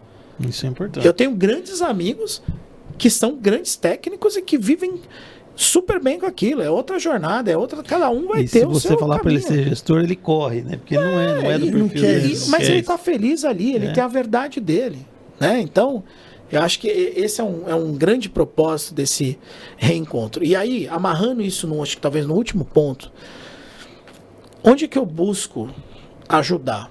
Porque eu acho que a gente tem uma carência desse tipo de informação, desse tipo de dualidade, da forma ampliada de se ver assistência na formação de saúde como um todo. Então eu enveredei para a área de educação em pós-graduação, para no ensino da gestão conseguir ajudar no fomento desses soft skills aí, dessas habilidades de reconhecer, da resiliência, de se preparar, né? Tudo aquilo que a gente falou aqui, né? Saiba cair, não vai pelo mesmo lugar, ou se você for pelo mesmo lugar, se prepara melhor, porque você já sabe o que você vai encontrar lá, porque isso faz parte da jornada de qualquer profissional, inclusive do médico, né? Eu tenho o privilégio de ajudar aí na diretoria da Alumni, né? Que é a Associação dos Ex-Alunos da Unicamp, da Faculdade de Medicina da Unicamp. E ontem eu mandei um texto falando sobre uma mudança que vai ter na questão das emissões de recibo para os profissionais de saúde. Falei, poxa, a Alumni pode se posicionar para os seus associados, para os egressos, tem mais 5 mil egressos, por exemplo, na Unicamp, para ajudá-los com esse nível de formação que a faculdade não abraça, né? Tem um outro propósito. Então, a gente podia também ser um complementador, né? A gente consegue trazer, né, formação de responsabilidade social, formação de responsabilidade fiscal, formação de compliance para esses profissionais. Então, eu vejo hoje, a minha cabeça o movimento de pós-graduação precisa complementar a formação médica e, aos poucos, isso começar a ser incorporado para dentro da formação médica. Formação tradicional de medicina, com o passar do tempo, ela talvez não tenha a abrangência e a eficiência necessária, né? Por quê? Porque as profissões têm mobilidade social, mobilidade... A gente tem que estar preparado, e a minha geração que já nasceu, né, que está, né, e até os seus 10 anos, ela tem pesquisas de vários locais, né, falando, inclusive com estudos aí de RH, que mostram que vão ter pelo menos 4 profissões diferentes durante a jornada de vida. Então, você pensar nisso na medicina, não, é deixar de ser médico, não. É aquilo que eu falei, você vai continuar sendo médico, mas a sua profissão de dedicação pode ser um programador para ajudar a fomentar uma plataforma de atendimento, depois você pode virar um cara de conselho de uma... né? Depois você pode virar professor, ou seja, você vai migrando dentro da carreira, mas fazendo com que o eixo da saúde, da medicina, da formação original se concretize. Então, para mim, acho que hoje eu olho isso, tá? Pode ser que e aí com certeza isso lá atrás não era assim, pode ser que daqui a 5 anos isso seja um pouco diferente, não esteja pensando da mesma forma, mas esse é um outro ponto, né? As verdades absolutas na formação técnica, elas existem mais do que quando você vai para o meio de gestão. E eu não estou falando de medicina, estou falando de geral. As pessoas muito técnicas têm muitas vezes convicções e verdades absolutas. E aí, quando a gente vai para onde a gente tem um nível de gerenciamento que depende de equipe, depende de estado, depende da estrutura, né? Depende da luminosidade, do calor, do vento, ou seja, depende de um monte de outras coisas, passa a não ser a mesma referência. E acho que isso a gente precisa incorporar cada vez mais no profissional do futuro. Então, essas gerações que nos assistem aqui, que querem olhar para frente de uma forma...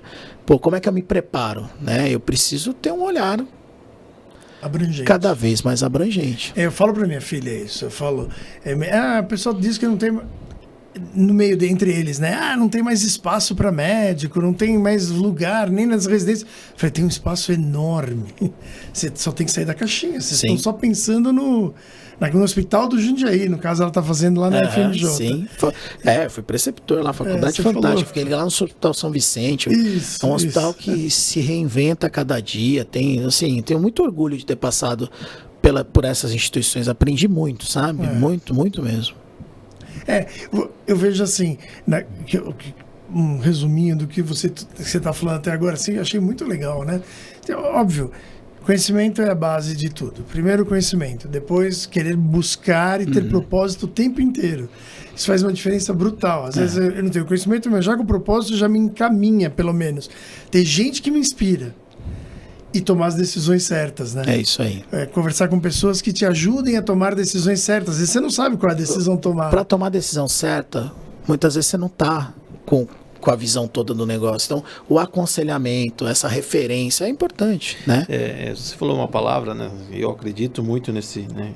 Mas que hoje está negativamente em evidência, por causa até do processo eleitoral que a gente está vivendo aí, que é o coach, né? É você ter uma pessoa mais experiente, para te orientar, para te guiar, é importante. A gente tem aqui no Brasil tem um preconceito em relação à palavra, né? Nos Estados Unidos você vê que isso é bem mais aceito como uma ciência acadêmica em Harvard e outras grandes universidades lá. Tem essa estrutura, esse curso, essa formação. E no Brasil parece que a gente tem um pouco ainda de receio de se aconselhar com alguém mais experiente. Não estou falando mais experiente, às vezes, pelo tempo de vida, né? Mas às vezes até pelo preparo que ela conseguiu antes da gente. Eu acredito muito, né? Mas infelizmente, quando você fala hoje essa palavra aqui, ela está associada negativamente, às vezes. Né? A gente porque ele também virou um processo comercial em algumas vertentes. Então, assim, lógico, você tem mercado para tudo, mas eu vou falar da minha experiência, que eu acho que é o que eu consigo. Eu tive 2 processos de coaching com um homem, que foi o Giraldo, e uma mulher depois, né? Que são pessoas que eu me aconselho até hoje. São pessoas que dadas essas, né? Quando eu fui pensar nesse switch de sair de uma carreira estável dentro de uma companhia e para ir para outra, eu liguei para pessoas que me inspiram. Liguei para exemplos de vida, né? Tem uma outra pessoa que eu acho que é importante aqui, que eu acho que a gente tem, falando de inspiração, né? Muitas vezes a gente encontra isso nos momentos difíceis. Então, na pandemia, que foi um momento muito desafiador, pesado, onde a gente tinha um compromisso de conseguir acolher, foi onde eu valorizei muito a presença de uma das pessoas que eu talvez tenha sido ele não era meu líder imediato, ele era meu líder imediato, né? Ele estava 2 níveis acima. Ele foi vice-presidente da companhia, o Eduardo Toledo, e é um cara que eu aprendi a admirar pela postura, pela exatidão de estar do jeito certo para receber muitas vezes situações que ele não fazia ideia de como proceder, mas ele tinha uma postura adequada. Então eu aprendi muito sobre a questão de como receber, de como, calma, vamos entender aqui, tá tudo novo. Não passamos por isso antes. Então essa também é uma outra coisa, né? De você também se inspirar e ter na cabeça das pessoas que não necessariamente tem resposta para tudo. E eu fiz vários questionamentos para essas pessoas que me inspiram, que muitas vezes falam, cara, não faço ideia. Vamos pensar junto, porque eu não sei como é que sai daí não. E eu levei isso muito comigo. Hoje, como conselheiro e como mentor de algumas pessoas dentro do ambiente de trabalho, eu faço muito esse papel, falando, não sei não. Isso lá atrás, para mim, eu não preciso saber de tudo. Não, muito pelo contrário. Então, não é vulnerabilizar a imagem, muito pelo contrário, é trazer para um nível e falar, vamos entender, vamos atrás, vamos conseguir buscar isso juntos. Então, eu acho que esse é um outro ponto também, e isso na medicina tem um outro papel, né? Que você imagina um médico estar diante de um quadro que ele não sabe se vulnerabilizar tecnicamente diante do paciente. Ele perde credibilidade. E não estou falando que ele... E assim, a medicina fez isso, né? De deixar ele ali naquele papel. Né? Ele precisa ter muita inteligência emocional para conseguir pegar aquilo e falar, calma, a gente vai estudar, vai olhar, vai entender, porque o teu caso tem algumas nuances. Ou seja, ele precisa ter aquele soft skills para explicar que o caso vai um pouco além e que muitas vezes ele precisa de um outro profissional. A nossa sociedade botou os médicos numa arrogância que não precisava ter, né? Não sei, acho que foi um movimento conjunto, tá? É. De alguns estereótipos bem destacados, né? E de um movimento, de um olhar que saiu do romântico para mais um movimento comercial da medicina. Então, eu acho que tem uma conjunção de fatores que levaram a isso. Não tem como mais pensar que um médico sai com conhecimento absoluto. Né? O paciente já chega com o diagnóstico no consultório. E muitas vezes melhor do que o próprio médico faria. A gente tem uma pesquisa recente, né? Depois até posso compartilhar a fonte. Eu incorporei isso até nas aulas. Eles fizeram um teste colocando no atendimento virtual, atendimento humano e o GPT-4, no caso, né? Fazendo a resposta. Em todos os itens, o atendimento artificial pelo GPT teve índices melhores, inclusive de avaliação de empatia, reconhecimento. Ou seja, isso tem a ver com isso, tudo isso que a gente está falando, né? Porque aí você tem uma sobrecarga técnica, você tem falta de soft skill, você tem muitas vezes uma sobrecarga emocional naquele profissional. E como é que você olha isso? E aí que vem aquela questão do propósito, o ambiente de trabalho. Se eu consigo fomentar um ambiente de trabalho mais saudável, se eu consigo fomentar uma liderança melhor, a Chip faz muito bem isso e a BQV faz muito bem isso. Sempre colocar o foco de, vamos capacitar esse líder para lidar com esse desafio. Se a gente precisa falar de gestão de saúde, se a gente precisa melhorar a sinistralidade, melhorar o absenteísmo, como é que eu faço isso? Então, ter curso de formações, os cursos de formação dentro desse circuito para essa liderança, com foco com a cabeça dele, que se ele é um líder, ele tem a responsabilidade também, ele tem responsabilidades indelegáveis de desenvolvimento daquele time. Agora, por exemplo, na BQV, que é uma grande curadoria disso, quais são as medidas, quais são as principais interfaces que levam a melhores resultados? Tem o Prêmio Nacional de Qualidade de Vida, que existe há mais de 25 anos e que traz uma carreta de conhecimento nesses anos, dos quais a gente consegue falar, essas medidas deram certo aqui, ali, de forma muito eficiente. E aí você consegue ajudar as empresas a falar, já tem gente que passou por isso. Faz o coach com ela lá, entendeu? Isso que e a BQV está conseguindo? Já há muitos anos consegue, porque ela promove os encontros mensais. Daqui a 2 semanas, dia 8 e 9, teremos o Congresso Brasileiro de Qualidade de Vida. E no dia 4 de dezembro a gente tem o Prêmio Nacional de Qualidade de Vida. Então acho que esse é um grande ponto. Porque são os grandes eventos que a gente reúne notáveis da área, pessoas que falam, e essa troca de conhecimento é cada vez maior. Fato é que a associação tem cada vez mais associados. Quando a gente fala de um associado, a gente não está falando muitas vezes de um CPF, a gente está falando de um grande CNPJ que por trás dele tem 50 mil colaboradores. Acho que os maiores têm mais entendimento desse ambiente, né? Esse é um grande desafio. Os maiores e os mais... acho que para tudo, tá? Na área de saúde. Quem vem maior, quem vem mais estruturado, cria uma camada de conhecimento e de autocontrole melhor. Como é que eu faço para conseguir implementar isso onde eu tenho empresas? E aí esse é um outro desafio da Chip. Como é que eu consigo automatizar conhecimento para quem, por exemplo, tem lá uma estrutura mais enxuta, uma empresa menor, não tem um time de saúde grande, muitas vezes não tem um médico nem embarcado. Como é que eu faço para levar aquele conhecimento e conseguir ser esse braço de consultoria para ele? Entendeu? Então também tem esse desafio de se ficar só com os grandes, a gente não consegue reequilibrar o sistema. Não, acho que não. Mas eu digo que a mentalidade é mais fácil nos grandes, me dá a impressão. Muito mais. Por quê? Porque tem uma mentalidade de evolução contínua. E aí, quem está ali ocupando aquela cadeira também está sendo provocado, treinado, capacitado a pensar da mesma forma. Que é exatamente a escola de onde eu venho, né? Nesse sentido do meu 3º ciclo de formação ali junto, né? Na parte executiva, que me trouxe discernimento de falar, cara, para você tem que estar bem preparado. É aquela questão do kit para subir, né? Você tem muito mais ferramenta. Você tem muito mais recurso, né? E antes de subir, você já fez mais ou menos um mapeamento com quem já subiu. Uhum. Pois é. Eu subo provavelmente numa vez só, mais rápido, com menor desgaste de equipamento, com muito menos risco. É isso. Pois é.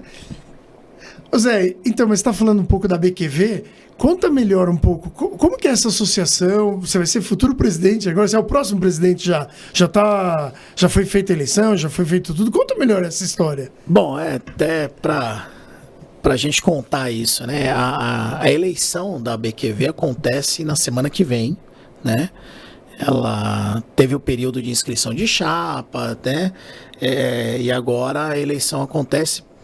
A gente sempre tem ali na eleição, historicamente sempre teve uma chapa que acaba trazendo e confluindo ali todas as pessoas, desde da fundação, pessoas que são engajadas com o projeto. Então, geralmente é uma continuidade que a cada ciclo a gente vai aprimorando.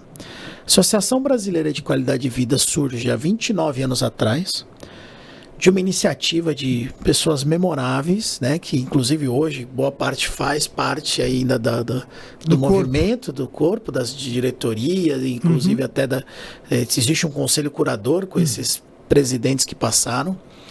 E a Associação Brasileira de Qualidade de Vida nasce com o propósito de se posicionar para as empresas como se fosse uma grande curadora, uma grande especialista de olhar aqueles assuntos, fomentar a parte técnica, fomentar a parte científica, trazer o que vinha acontecendo de novo, né? E juntar isso com a vontade das empresas de começarem a trazer dispositivos e melhorias para dentro do ambiente de trabalho. A gente está falando de dispositivos de saúde, dispositivos de bem-estar, tá?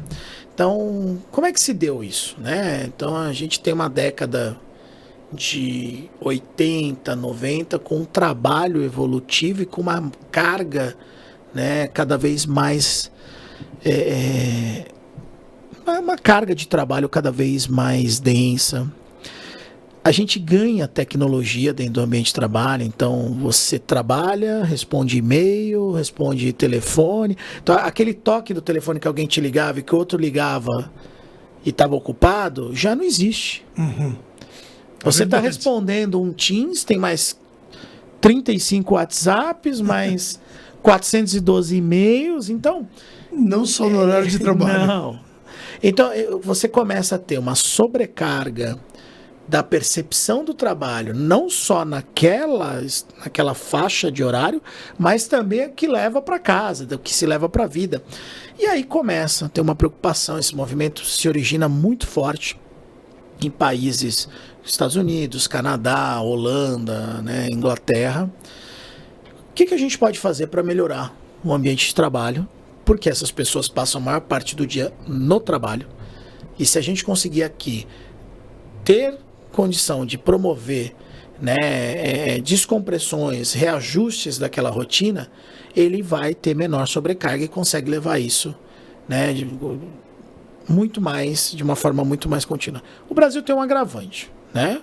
O Brasil, na verdade, ele tem um conjunto de agravantes nesse processo. Primeiro, que o nosso processo de saúde, ou seja, as empresas passam a se responsabilizar do ponto de vista sindical, né, do ponto de vista de negócio, sobre a saúde dos colaboradores. Então, as grandes empresas passam a ter exigência de bancar plano de saúde para aquele, né, colaborador. Além disso, a gente tem uma saúde previdenciária que ela tem um arcabouço com afastamentos que engrossa muito o problema financeiro. Não só para a parte do Estado, da Previdência Social, mas também para a empresa, que paga, né, os agravantes em cima do fator acidentário de prevenção, por exemplo, do FAP. Então, hoje, quando a gente olha esse nível esse arcabouço, então quando começa a passar ali anos 2000, principalmente, né, se a gente for parar para pensar, transição de 90 para 2000, a gente já tem, né, um cenário onde as empresas estão gastando muito, com absenteísmo alto, com sinistralidade cada vez aumentada, com colaboradores adoecendo, com diminuição de produtividade, com piora do clima organizacional e, né, dado instabilidade política, econômica, fatores externos, a vida útil das empresas também reduzindo, né, e é uma realidade do Brasil, né, isso existe. Como é que aqui essas culturas de empresas de centenárias, empresas que buscam perpetuidade, faziam com que essa roda girasse a favor de ter um colaborador mais saudável, mais engajado, mais produtivo e com um clima organizacional melhor. E aí começa a BQV a atuar nesse cerne. Poxa, vamos trazer esses cases externos, vamos olhar o que os estudos hoje estão falando. Então começou a ter uma produção científica em cima de observação. Que legal isso. E a gente está falando de um processo de 30 anos atrás, né? Ou seja, ele é recente, do ponto de vista, né, de científico, né? Mas que passou por muitas transformações. Tem um histórico já, né? Sim, então a BQV surge com essa boa intenção, esse movimento, né? Os grupos de estudo se formam, as pessoas interessadas, olha, e algumas empresas começam a se filiar. E essa associação vive exatamente disso, das empresas e de pessoas que se interessam pelo tema e fazem o seu processo de entrada. E ali ele se serve dos eventos, então ele tem desconto por exemplo, no Congresso Brasileiro, ele tem um desconto expressivo. Ele tem, né, uma entrada para os eventos da BQV, como jornadas, lives, né, todo o conjunto de comunicação em podcast, videocast, os encontros mensais. Ele acessa esse conteúdo. Tem uma produção de livros também que foram feitos, uma coletânea que foram distribuídas durante alguns anos na BQV, que eles tinham acesso com um desconto grande, né? E isso fez com que criasse uma retórica de que isso era importante.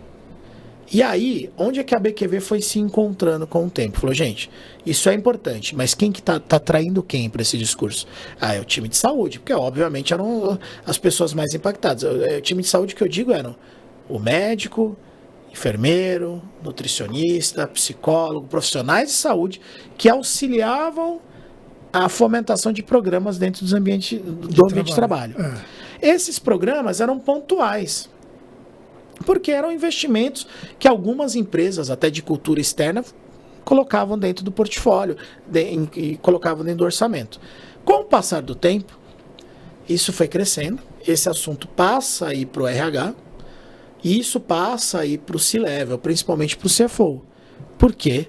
O segundo maior custo que uma empresa tem depois da folha de pagamento é o plano de saúde. E o nível de produtividade cai proporcionalmente ao absenteísmo, emissão de atestados e tudo mais. Então, isso passa a ter um alarme gigante dentro do processo. Como é que eu atuo para trazer melhor qualidade, trazer mais saúde e evitar com que isso seja um ciclo, né, sem controle? Então a BQV passa a assumir um papel estratégico também de posicionamento, ou seja, o Congresso Brasileiro não traz somente ciência, traz práticas de mercado com pessoas que hoje, empresas grandes com sucesso, que estão praticando com resultados aferidos e que as outras vão. Então é um grande momento de conexão com quem está fazendo e quem quer começar ou precisa fazer. O Prêmio Nacional tem exatamente esse intuito: reconhecer práticas eficientes dentro da saúde e bem-estar que geraram todo esse movimento ascendente que eu acabei de falar aqui. Então o Prêmio Nacional de Qualidade de Vida, ele existe, né? Ele está 27 anos aí de existência. Ele tem uma curadoria técnica absurdamente rica, então são profissionais de anos de experiência, pessoas muito gabaritadas para fazer isso, isento, até fora da diretoria da BQV, então com a comissão específica, onde as empresas passam por um questionário que tem toda a parte da promoção de um ambiente de trabalho saudável da ONU, né, da OMS, junto com o programa de qualidade, do programa de total de qualidade, ou seja, os critérios de qualidade embutidos, e que já incorpora os principais indicadores hoje dos rankings de ESG do mercado. Então, foi um movimento de atualização onde, basicamente, eu consigo ter base para questionários de qualidade, clima e organização como um GPTW, como eu consigo ter um pré-gabarito para fazer qualificação para um movimento de certificação em ESG, como um S&P, por exemplo. Então, existe uma trilha dentro, é uma metodologia muito rica, que a empresa que se submete ao prêmio, lógico, ela ganha. Ela ganha muito em ter a certificação. E aí falo porque a CCR ganhou 4 prêmios nacionais de qualidade de vida, e eu passei por esse processo de aprendizado em cada um deles. A devolutiva que vem do relatório, as considerações, a evolução faz com que você tenha métrica, inclusive para calcular orçamento e ações do próximo ano. O que ficou faltando aqui? O que ficou faltando ali? Poxa, eu estou medindo mal isso, eu estou evidenciando mal aquilo, eu estou treinando mal minha liderança. Então, todo esse conjunto de evidências vem no relatório, que é, inclusive, uma devolutiva muito boa que o prêmio faz. Então, hoje, o prêmio está tão bem estruturado e capacitado que quem ganha o prêmio já se qualifica automaticamente para o Global Health, que é o prêmio mundial na categoria. Por quê? Porque o nosso nível do questionário ele é maior do que o do Global. Hoje a gente tem mais critérios de avaliação do que o próprio Global. E é comum. Nós tivemos vários casos de empresas que se submeteram ao Global e pontuaram e ganharam o prêmio no mesmo ano. Se tem alguma empresa no Brasil tem várias. Tem várias. Então, a gente tem desde hospitais, como o Hospital Oswaldo Cruz, que teve esse movimento, né? GSK levou também, né, no Global, né, ganhou tanto nacional quanto Global. Então você tem movimentos muito importantes de empresas que hoje se preparam para esse tipo de... E é um prêmio que te qualifica para ir a níveis maiores, ou seja, a promoção de saúde no ambiente de trabalho, ela é cíclica e evolutiva. O que dá certo hoje, daqui a 2, 3 anos, pode não ter a mesma receita. Porque o ambiente de trabalho muda.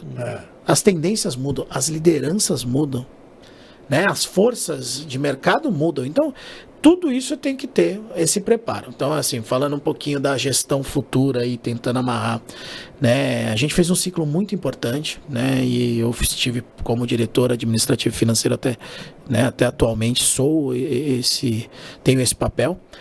E daqui para frente, a gente preparou uma empresa que, né, hoje tem uma associação que tem um caixa adequado, com uma sustentação adequada para fazer um investimento responsável em profissionalizar os processos, que é o que uma associação precisa para perpetuar, profissionalizar o canal de venda, que é uma outra coisa. Eu preciso vender melhor tudo isso para que essas entidades, essas empresas entendam o papel, o quanto que gera de valor. Né? Hoje eu vendo na boa vontade das pessoas que estão ali na BQV em falar bem, como eu estou falando aqui. Mas, poxa, a gente consegue ser muito mais eficiente porque a gente entrega muito valor. Eu não estou falando só de preço, estou falando de valor, né? E nessa contrapartida tem também produtos que vêm, né? Então tem o Congresso Brasileiro, que é uma prioridade desse próximo ciclo. O próprio Prêmio Nacional de Qualidade de Vida tem 29 empresas grandes que estão concorrendo, 29 concorrentes ao prêmio. É uma cerimônia toda, e aí tem os níveis, né, bronze, prata, ouro, a gente tem níveis de reconhecimento. A gente constituiu um MBA de gestão de saúde e bem-estar, está dentro da Associação Paulista de Medicina, em conjunto com a nossa sede fica dentro da PM. Então, em conjunto. Então, existe um trabalho lá dentro da Universidade da PM que tem o nosso MBA rodando com uma qualificação muito boa, está abrindo, né, portas aí para formação. Tem uma oportunidade incrível de a gente fazer um trabalho conjunto, né, que é dentro de uma área que é muito muito conectada com a de vocês, né? Esse MBA não é só para médico. Não, é para aí que tá. Os gestores. Esse é um grande ponto, né? Ele hoje abraça profissionais de RH, profissionais de planejamento e controle, profissionais financeiros, lógico, time de saúde vem muita gente, né, para qualificação, e ele é para saúde e bem-estar, é para gestão de saúde e bem-estar dentro do ambiente de trabalho. Se a Luciana, minha esposa, estiver vendo, vai querer fazer já. Se associar, né? Já. Como que eu faço? Eu sou uma empresa pequena, um médio porte, uma EPP e quero fazer parte. Digo, não eu, Elu, digo eu, qualquer empresa que esteja ouvindo aqui. Se você digitar ABQV, Associação Brasileira de Qualidade de Vida, e der o Google, o primeiro link já é o site. Você clicou no site, já tem logo no topo o ícone de inscrições. E aí de lá ele é bem intuitivo, navegável, você categoriza, porque a gente tem preço especial para aluno, tem preço especial, né? Por exemplo, ele está em formação, a gente quer trazer ele antes da formação, então ele paga menos. É pessoa física, tem um preço especial para pessoa física. É uma pessoa jurídica pequena, ele paga um valor, é uma média grande, paga outro. Então tem também essa estratificação, tá? Então hoje o principal ponto é esse, né? É um canal de venda muito receptivo. Em breve, é isso que a gente vai fazer, a gente vai ter mais potencial de divulgação, então a gente vai criar outros meios. Então, a ideia também de trazer a BQV para um lado mais, de trazer uma interface comercial maior, é para divulgar e conseguir trazer grandes associados, um número maior. Quanto mais associado eu tenho, eu quero, e aí eu não preciso nem quero dar lucro, eu quero ser eficiente. Isso. E aí eu consigo diminuir o valor da entrada da mensalidade, eu consigo dar mais, né? Eu consigo dar mais desconto no MBA, eu consigo dar mais desconto no congresso, eu consigo fazer eventos com uma carga maiores e melhores. Com um tamanho, uma estrutura muito maior. Então isso facilita. Legal. A gente fez uma concepção, e aí para só finalizar, que eu acho que é o grande foco para o próximo ano, de um movimento muito rico chamado Movimento Gerar Bem-Estar. Né? O movimento Gerar Bem-Estar é o compromisso que empresas assumem, elas não estão se associando à BQV. Elas são signatárias de um movimento de responsabilidade e promoção de saúde e bem-estar no ambiente de trabalho. É um jeito de que a gente também está chamando empresas que não me identifico com os produtos da BQV por enquanto, mas eu sou signatário, eu gosto dessa proposta. Eu quero fazer isso na minha empresa. E aí o Movimento Gerar Bem-Estar promove discussões, traz junto um conjunto grande de documentos, de evidências científicas e de debates sobre o tema, ajudando com que essas empresas também se coloquem, se posicionem da melhor forma para o planejamento e para os colaboradores. O Movimento Gerar Bem-Estar está em processo aí, a gente tem o objetivo de passar aí de 200 signatários dentro dos próximos anos, né? Então, a gente quer que isso tenha um corpo cada vez maior e é aquele movimento de ascensão mesmo, ou seja, como que eu viro um signatário? A gente tem isso para várias fontes, né? Tem para a questão do uso, trabalho infantil, o uso, né, o abuso de crianças e adolescentes. Então você tem vários movimentos signatários que hoje são promovidos dentro, né, de eixos centrais e que são muito bem reconhecidos. O Movimento Gerar Bem-Estar é exatamente essa nova concepção de ser um reconhecedor, né? Tem até movimento signatário para saúde mental.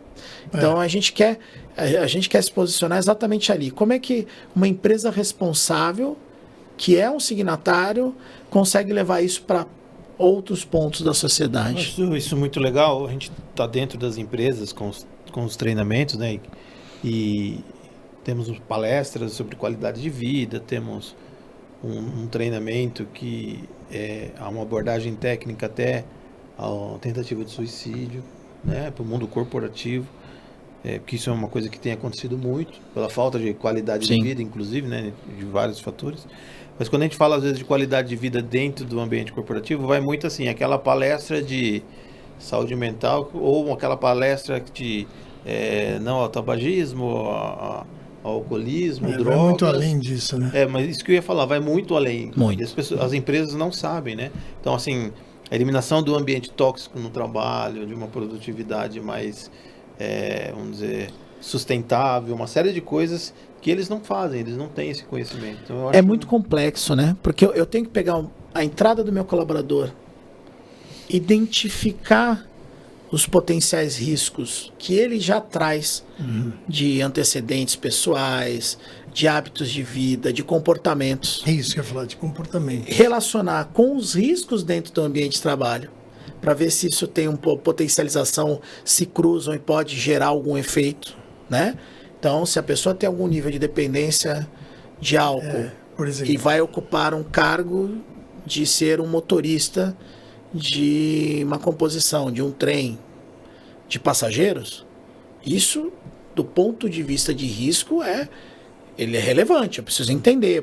Então, assim, é o meu compromisso também de colocar a pessoa, conforme esse risco embarcado, em linhas de cuidado, né? Ou seja, em túneis de cuidado adequado, e que eu vá conseguindo coordenar a evolução dele para um jeito melhor e diminuindo o adoecimento ocupacional, diminuindo o risco que ele traz de casa, devolvendo ele para a sociedade com melhor instrução, devolvendo aquelas, por exemplo, comportamento social, comportamento relacional, tudo isso faz parte. Eu vou não só promover um ambiente melhor interno, mas eu estou conseguindo ajudar nas comunidades de onde vivem, nas sociedades. A gente, exatamente essa semana, teve um encontro mensal da BQV e o assunto foi saúde mental associada a tentativa de suicídio. Como é que hoje as empresas... Então, e aí a gente reúne. Tinha lá uma psicóloga especializada em suicidologia, 2 empresas com ações muito pertinentes e robustas e mais uma especialista que promove esse tipo de ação, coordenação de cuidado. Então a gente põe nessas mesas para ampliar o debate e a gente tem lá um volume de pessoas, tanto presencial quanto online, que geram dúvidas, que mandam. Então tem toda uma interação, uma legal. Trilha. E esse é por exemplo, dos movimentos que a gente faz. Porque numa dessa, eu tô com esse problema. Eu tive tentativa de suicídio, eu tive um suicídio na minha empresa. Como é que eu faço para lidar com isso de uma forma adequada, primeiro para identificar esse risco, no caso de acontecer, como é que eu trato? Porque a ideia é não acontecer, né? Mas, por exemplo, e se acontecer?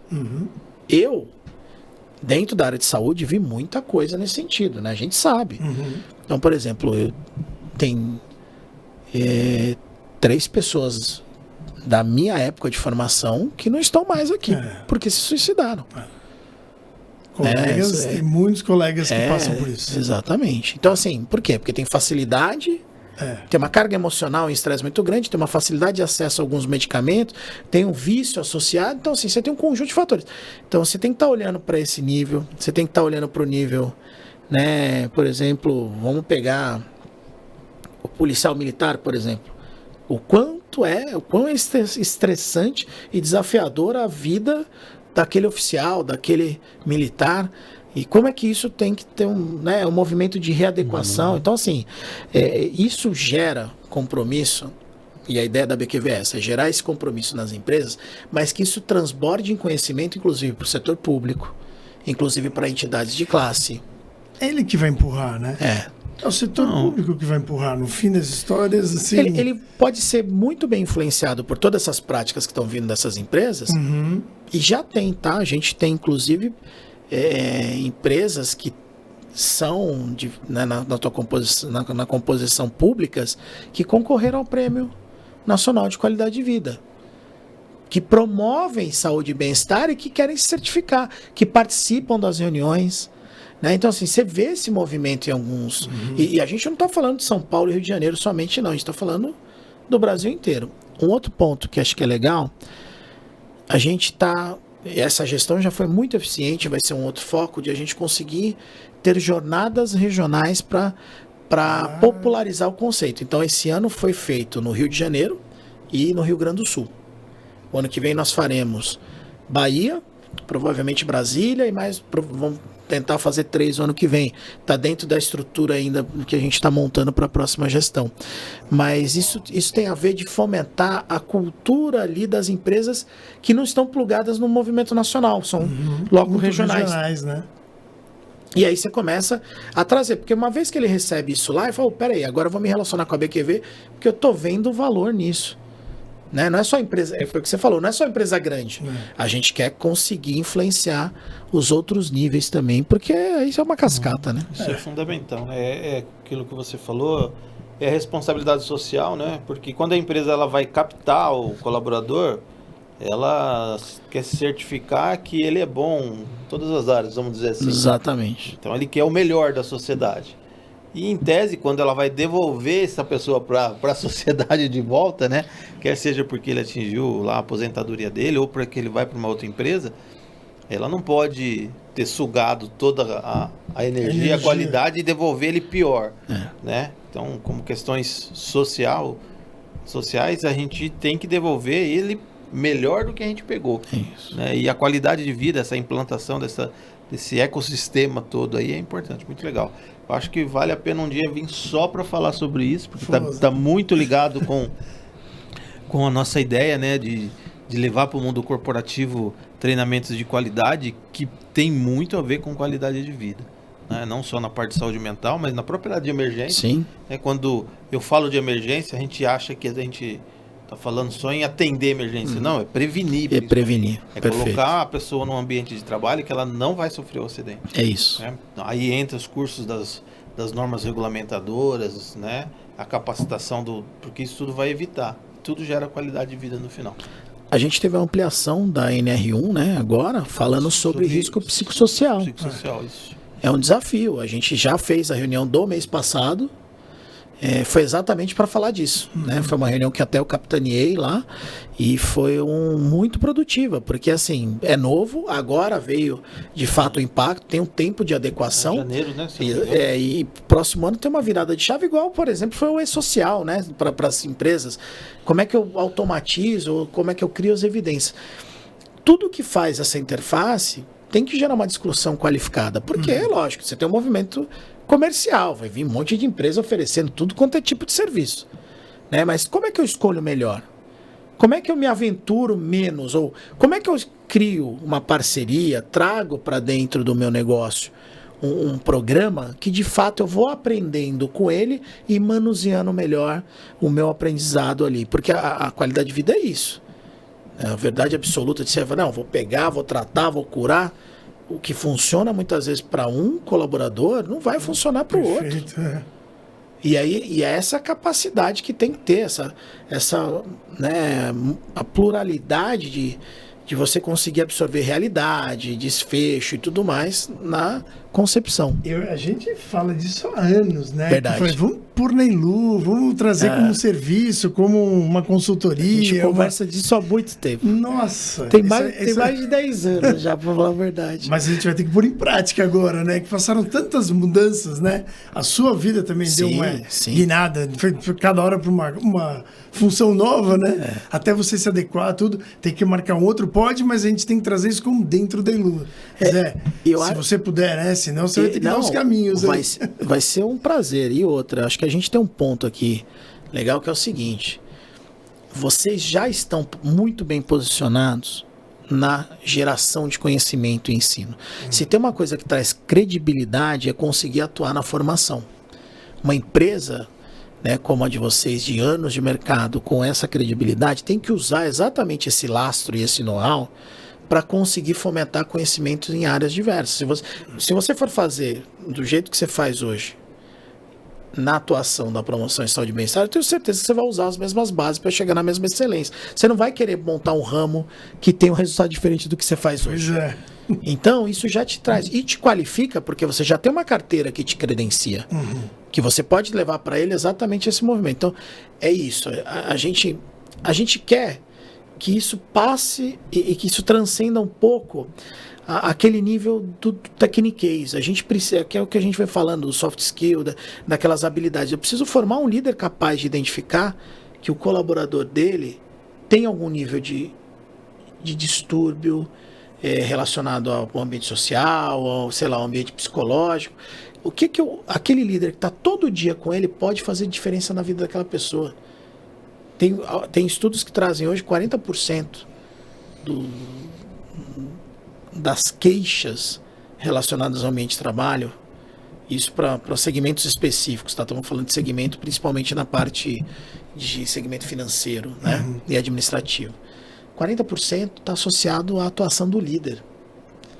Então, assim, não basta você só ter medidas de proteção, de mitigação, os colchões de absorção de impacto, né, como a gente costuma chamar. Mas eu preciso ter gente lá dentro que compre e que leve isso. Então eu tenho que ter um líder capacitado, eu tenho que ter um multiplicador interno. Tem uma coisa que está aparecendo agora muito, uma ideia que veio de fora e que vou trazer aqui para o lado. Qual foi a grande sacada da NR para trazer segurança em eventos catastróficos? Criar brigada de incêndio. Criar pessoas com o mínimo de capacitação possível para conseguir ordenar uma situação de emergência, cuidar da segurança das pessoas e conseguir cuidar do patrimônio. Foi uma medida de conseguir ter pessoas sem informação cuidando desse olhar lá dentro. Minimamente capacitados para cuidar disso. Isso. O que está fazendo agora? Exatamente esse mesmo processo. Criação de brigadas de saúde mental, por exemplo. Pessoas que têm um nível de qualificação, não para tratar, porque não é tratamento. Não. Muitas vezes nem o profissional de saúde vai conseguir dar vazão para o tratamento ali, naquele momento. Mas para identificar situações de risco e de medidas de contorno. E uma coisa que a gente já chamou aqui, né, que a gente fala, é o primeiro socorros emocionais. Perfeito. Porque quando eu tenho essas situações de estresse mental, não vou nem falar de doença, mas eu posso ter uma crise aguda e ter sinais ali que me colocam em risco, colocam outros. E eu preciso ter gente treinada para lidar com isso. Para não achar que é um piti, para não achar que é algum outro problema. Vamos dizer o acolhimento. É o acolhimento. Eu preciso ter um acolhimento eficiente. Então... E isso está dentro da base. Então, por exemplo, aí falando um pouquinho de chip, né? Um dos pontos que a gente vem, monta lá toda uma análise, monta um Health Scorecard para mostrar quais são as competências, aquilo que a gente tem de plug. Eu consigo até quantificar financeiramente, mas se tem um catalisador que me faz entregar aquele resultado que potencialmente a gente pode gerar, é exatamente o nível de acesso e acolhimento. Se eu dou acesso e acolhimento para qualquer programa, eu potencializo muito a capacidade de entrega dele. Estou falando de saúde mental, estou falando de ortopedia, estou falando de laboral, estou falando de nutrição, estou falando de, por exemplo, gestantes. Então, tendo um canal eficiente e um acolhimento adequado, eu potencializo o resultado final. E isso é uma das coisas. Como é que eu faço isso acontecer numa empresa? Cada empresa tem uma realidade. Cada estrutura vai exigir um nível de competência. Então, a BQV tem que ser uma grande diretriz do que precisa fazer. Empresas com competência, por exemplo, que é o nosso desafio na Chip, tem que dar vazão para o como. Olha, para a tua realidade, para o teu formato, para a tua estrutura, o melhor caminho passa a ser esse. Então, assim, hoje, o que a BQV também está fazendo? Criou um movimento de certificação certificação para profissionais e certificação para serviços, do qual ela vai validar, né, executores competentes. A gente já tem, né, isso começou esse ano, já teve aí, né, um nível de certificação reduzido, até porque a gente foi muito criterioso nesse processo, mas com o tempo, é como se fosse um selo ISO. É uma outra coisa que a gente está investindo. A gente quer que um promotor de saúde e bem-estar, que, por exemplo, seja fornecedor da Chip, ou seja um prestador de uma grande empresa, que ele tem, se ele tiver esse selo, que vai ser renovável de tempo em tempo, como é que ele está nisso, credenciado a prestar aquele tipo de serviço? É como se fosse uma acreditação no hospital, né, ou uma certificação ISO da vida, tá? Lógico, respeitar das devidas proporções, né? Sim, mas é isso mesmo. É criar um ambiente onde tenham pessoas comprometidas com esse bem-estar social, profissional, qualidade acima, né? É isso aí. Não, e quando você tem um selo de qualidade, né, uma acreditação, é legal que até ele tem que buscar fornecedores, por exemplo, que vão dar um treinamento lá, que tenham a mesma visão e a mesma acreditação, vamos dizer assim, para serem reconhecidos, né? Inclusive usar isso até como requisito numa RFP, numa solicitação de proposta. Uma solicitação de proposta da vida. Então, a gente só vai aceitar quem tem. Então, também a ABQV, com o tempo, quer se posicionar nesse nível, né, Não pode ter reserva de mercado, mas isso é outro assunto, Vamos marcar de você voltar aqui, com certeza, Zé? vai ser um prazer. Pô, muito legal, esse assunto é apaixonante mesmo. Fabinho, muito com extenso. você. Bom, Zé, mais uma vez, muito obrigado pela sua presença, muito enriquecedor. Fazia tempo que a gente não conversava, né? Verdade. Então foi muito bom te ver a direção que tomou, né, a sua carreira, muito inspirador, e isso é um dos motivos do Pod, né, que é inspirar pessoas também, e principalmente trazer pessoas que fazem a diferença na vida das pessoas de forma anônima. Então tudo que você está fazendo, né, o que você fez dentro da Autoban, o que você está fazendo agora, isso muda a vida das pessoas. E pouca gente sabe disso. Né? Eu sempre falo, estou sendo repetitivo até, os podcasts geralmente mais famosos, eles levam os artistas, as pessoas mais conhecidas. Aqui é diferente, a gente quer trazer as pessoas que mudam a vida das pessoas para melhor, e muitas vezes a grande maioria dos profissionais e das pessoas não conhece esse trabalho. Então, primeiro, parabéns pelo trabalho que você está desenvolvendo, parabéns por continuar fazendo a medicina de um jeito diferente, né? Ou quando a gente fala fazendo a medicina, é fazendo a diferença na vida e na qualidade de vida das pessoas. Essa cadeira é sempre sua, tá? Você é sempre bem-vindo aqui para nos enriquecer e para ajudar a gente a evoluir também. Prazer, para mim, privilégio estar com vocês, meus dois amigos aí de longa data, carinho especial por vocês. O Fábio fazia de fato tempo que a gente não falava, e fico muito feliz de reencontrar. Então, acho que se eu puder deixar uma amarração final. Isso, se quiser até olhar para a câmera. E acho que tem aí um ponto, né, que vai muito bem com relação a isso, que é a questão. Seus valores pessoais são inegociáveis. Então, eu trago isso da minha formação, dos meus pais, eu trago da construção e do aprendizado com a minha esposa, com meus 3 filhos, da convivência com meu irmão, dos meus mestres, desses meus inspiradores que a gente teve a oportunidade de falar aqui. Então, esses valores são inegociáveis. Sejam persistentes em acreditar naquilo que te faz, né, seguir em frente de forma honesta, de forma qualificada, sem ter aí problemas, né, de julgamento de caráter ou de qualquer exceção nesse tipo.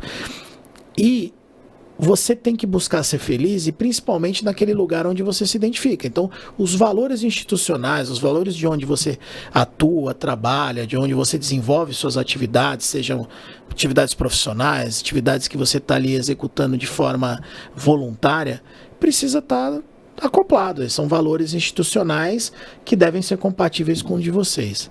Sejam resilientes, tenham capacidade de produzir conhecimento para você e para o mundo. Se tem uma coisa que não vai nunca ser tirado de você, é conhecimento. E esse conhecimento tem que ser produzido, repassado, qualificado, e isso faz toda a diferença na vida. Então, mais uma vez aqui, me despeço, trazendo aqui todo o meu carinho, e contem com a gente em outras oportunidades. A BQV está de portas abertas, a Chip está de portas abertas para vocês, e tenho certeza que a gente vai produzir aí outros conteúdos interessantes para o pessoal. Obrigado mesmo. Que legal. Depois, Dani, né, colocar, né, na descrição o site da BQV. Da BQV, tipo sim. Gente, né, perfeito. Para as pessoas lembrar disso aí. Isso. E os próximos passos, né, Zé? É o MS ou ONU? Uma das duas, é isso? Então, por enquanto, vamos de Elu S3 aqui, tá tudo certo, entendeu? Show, maravilha. E para você que ficou com a gente até agora, obrigado. Aproveite esse tempo, escreva no chat, convide a pessoa que você acha, ou você mesmo venha fazer parte. Deus abençoe você e sua casa. Tchau.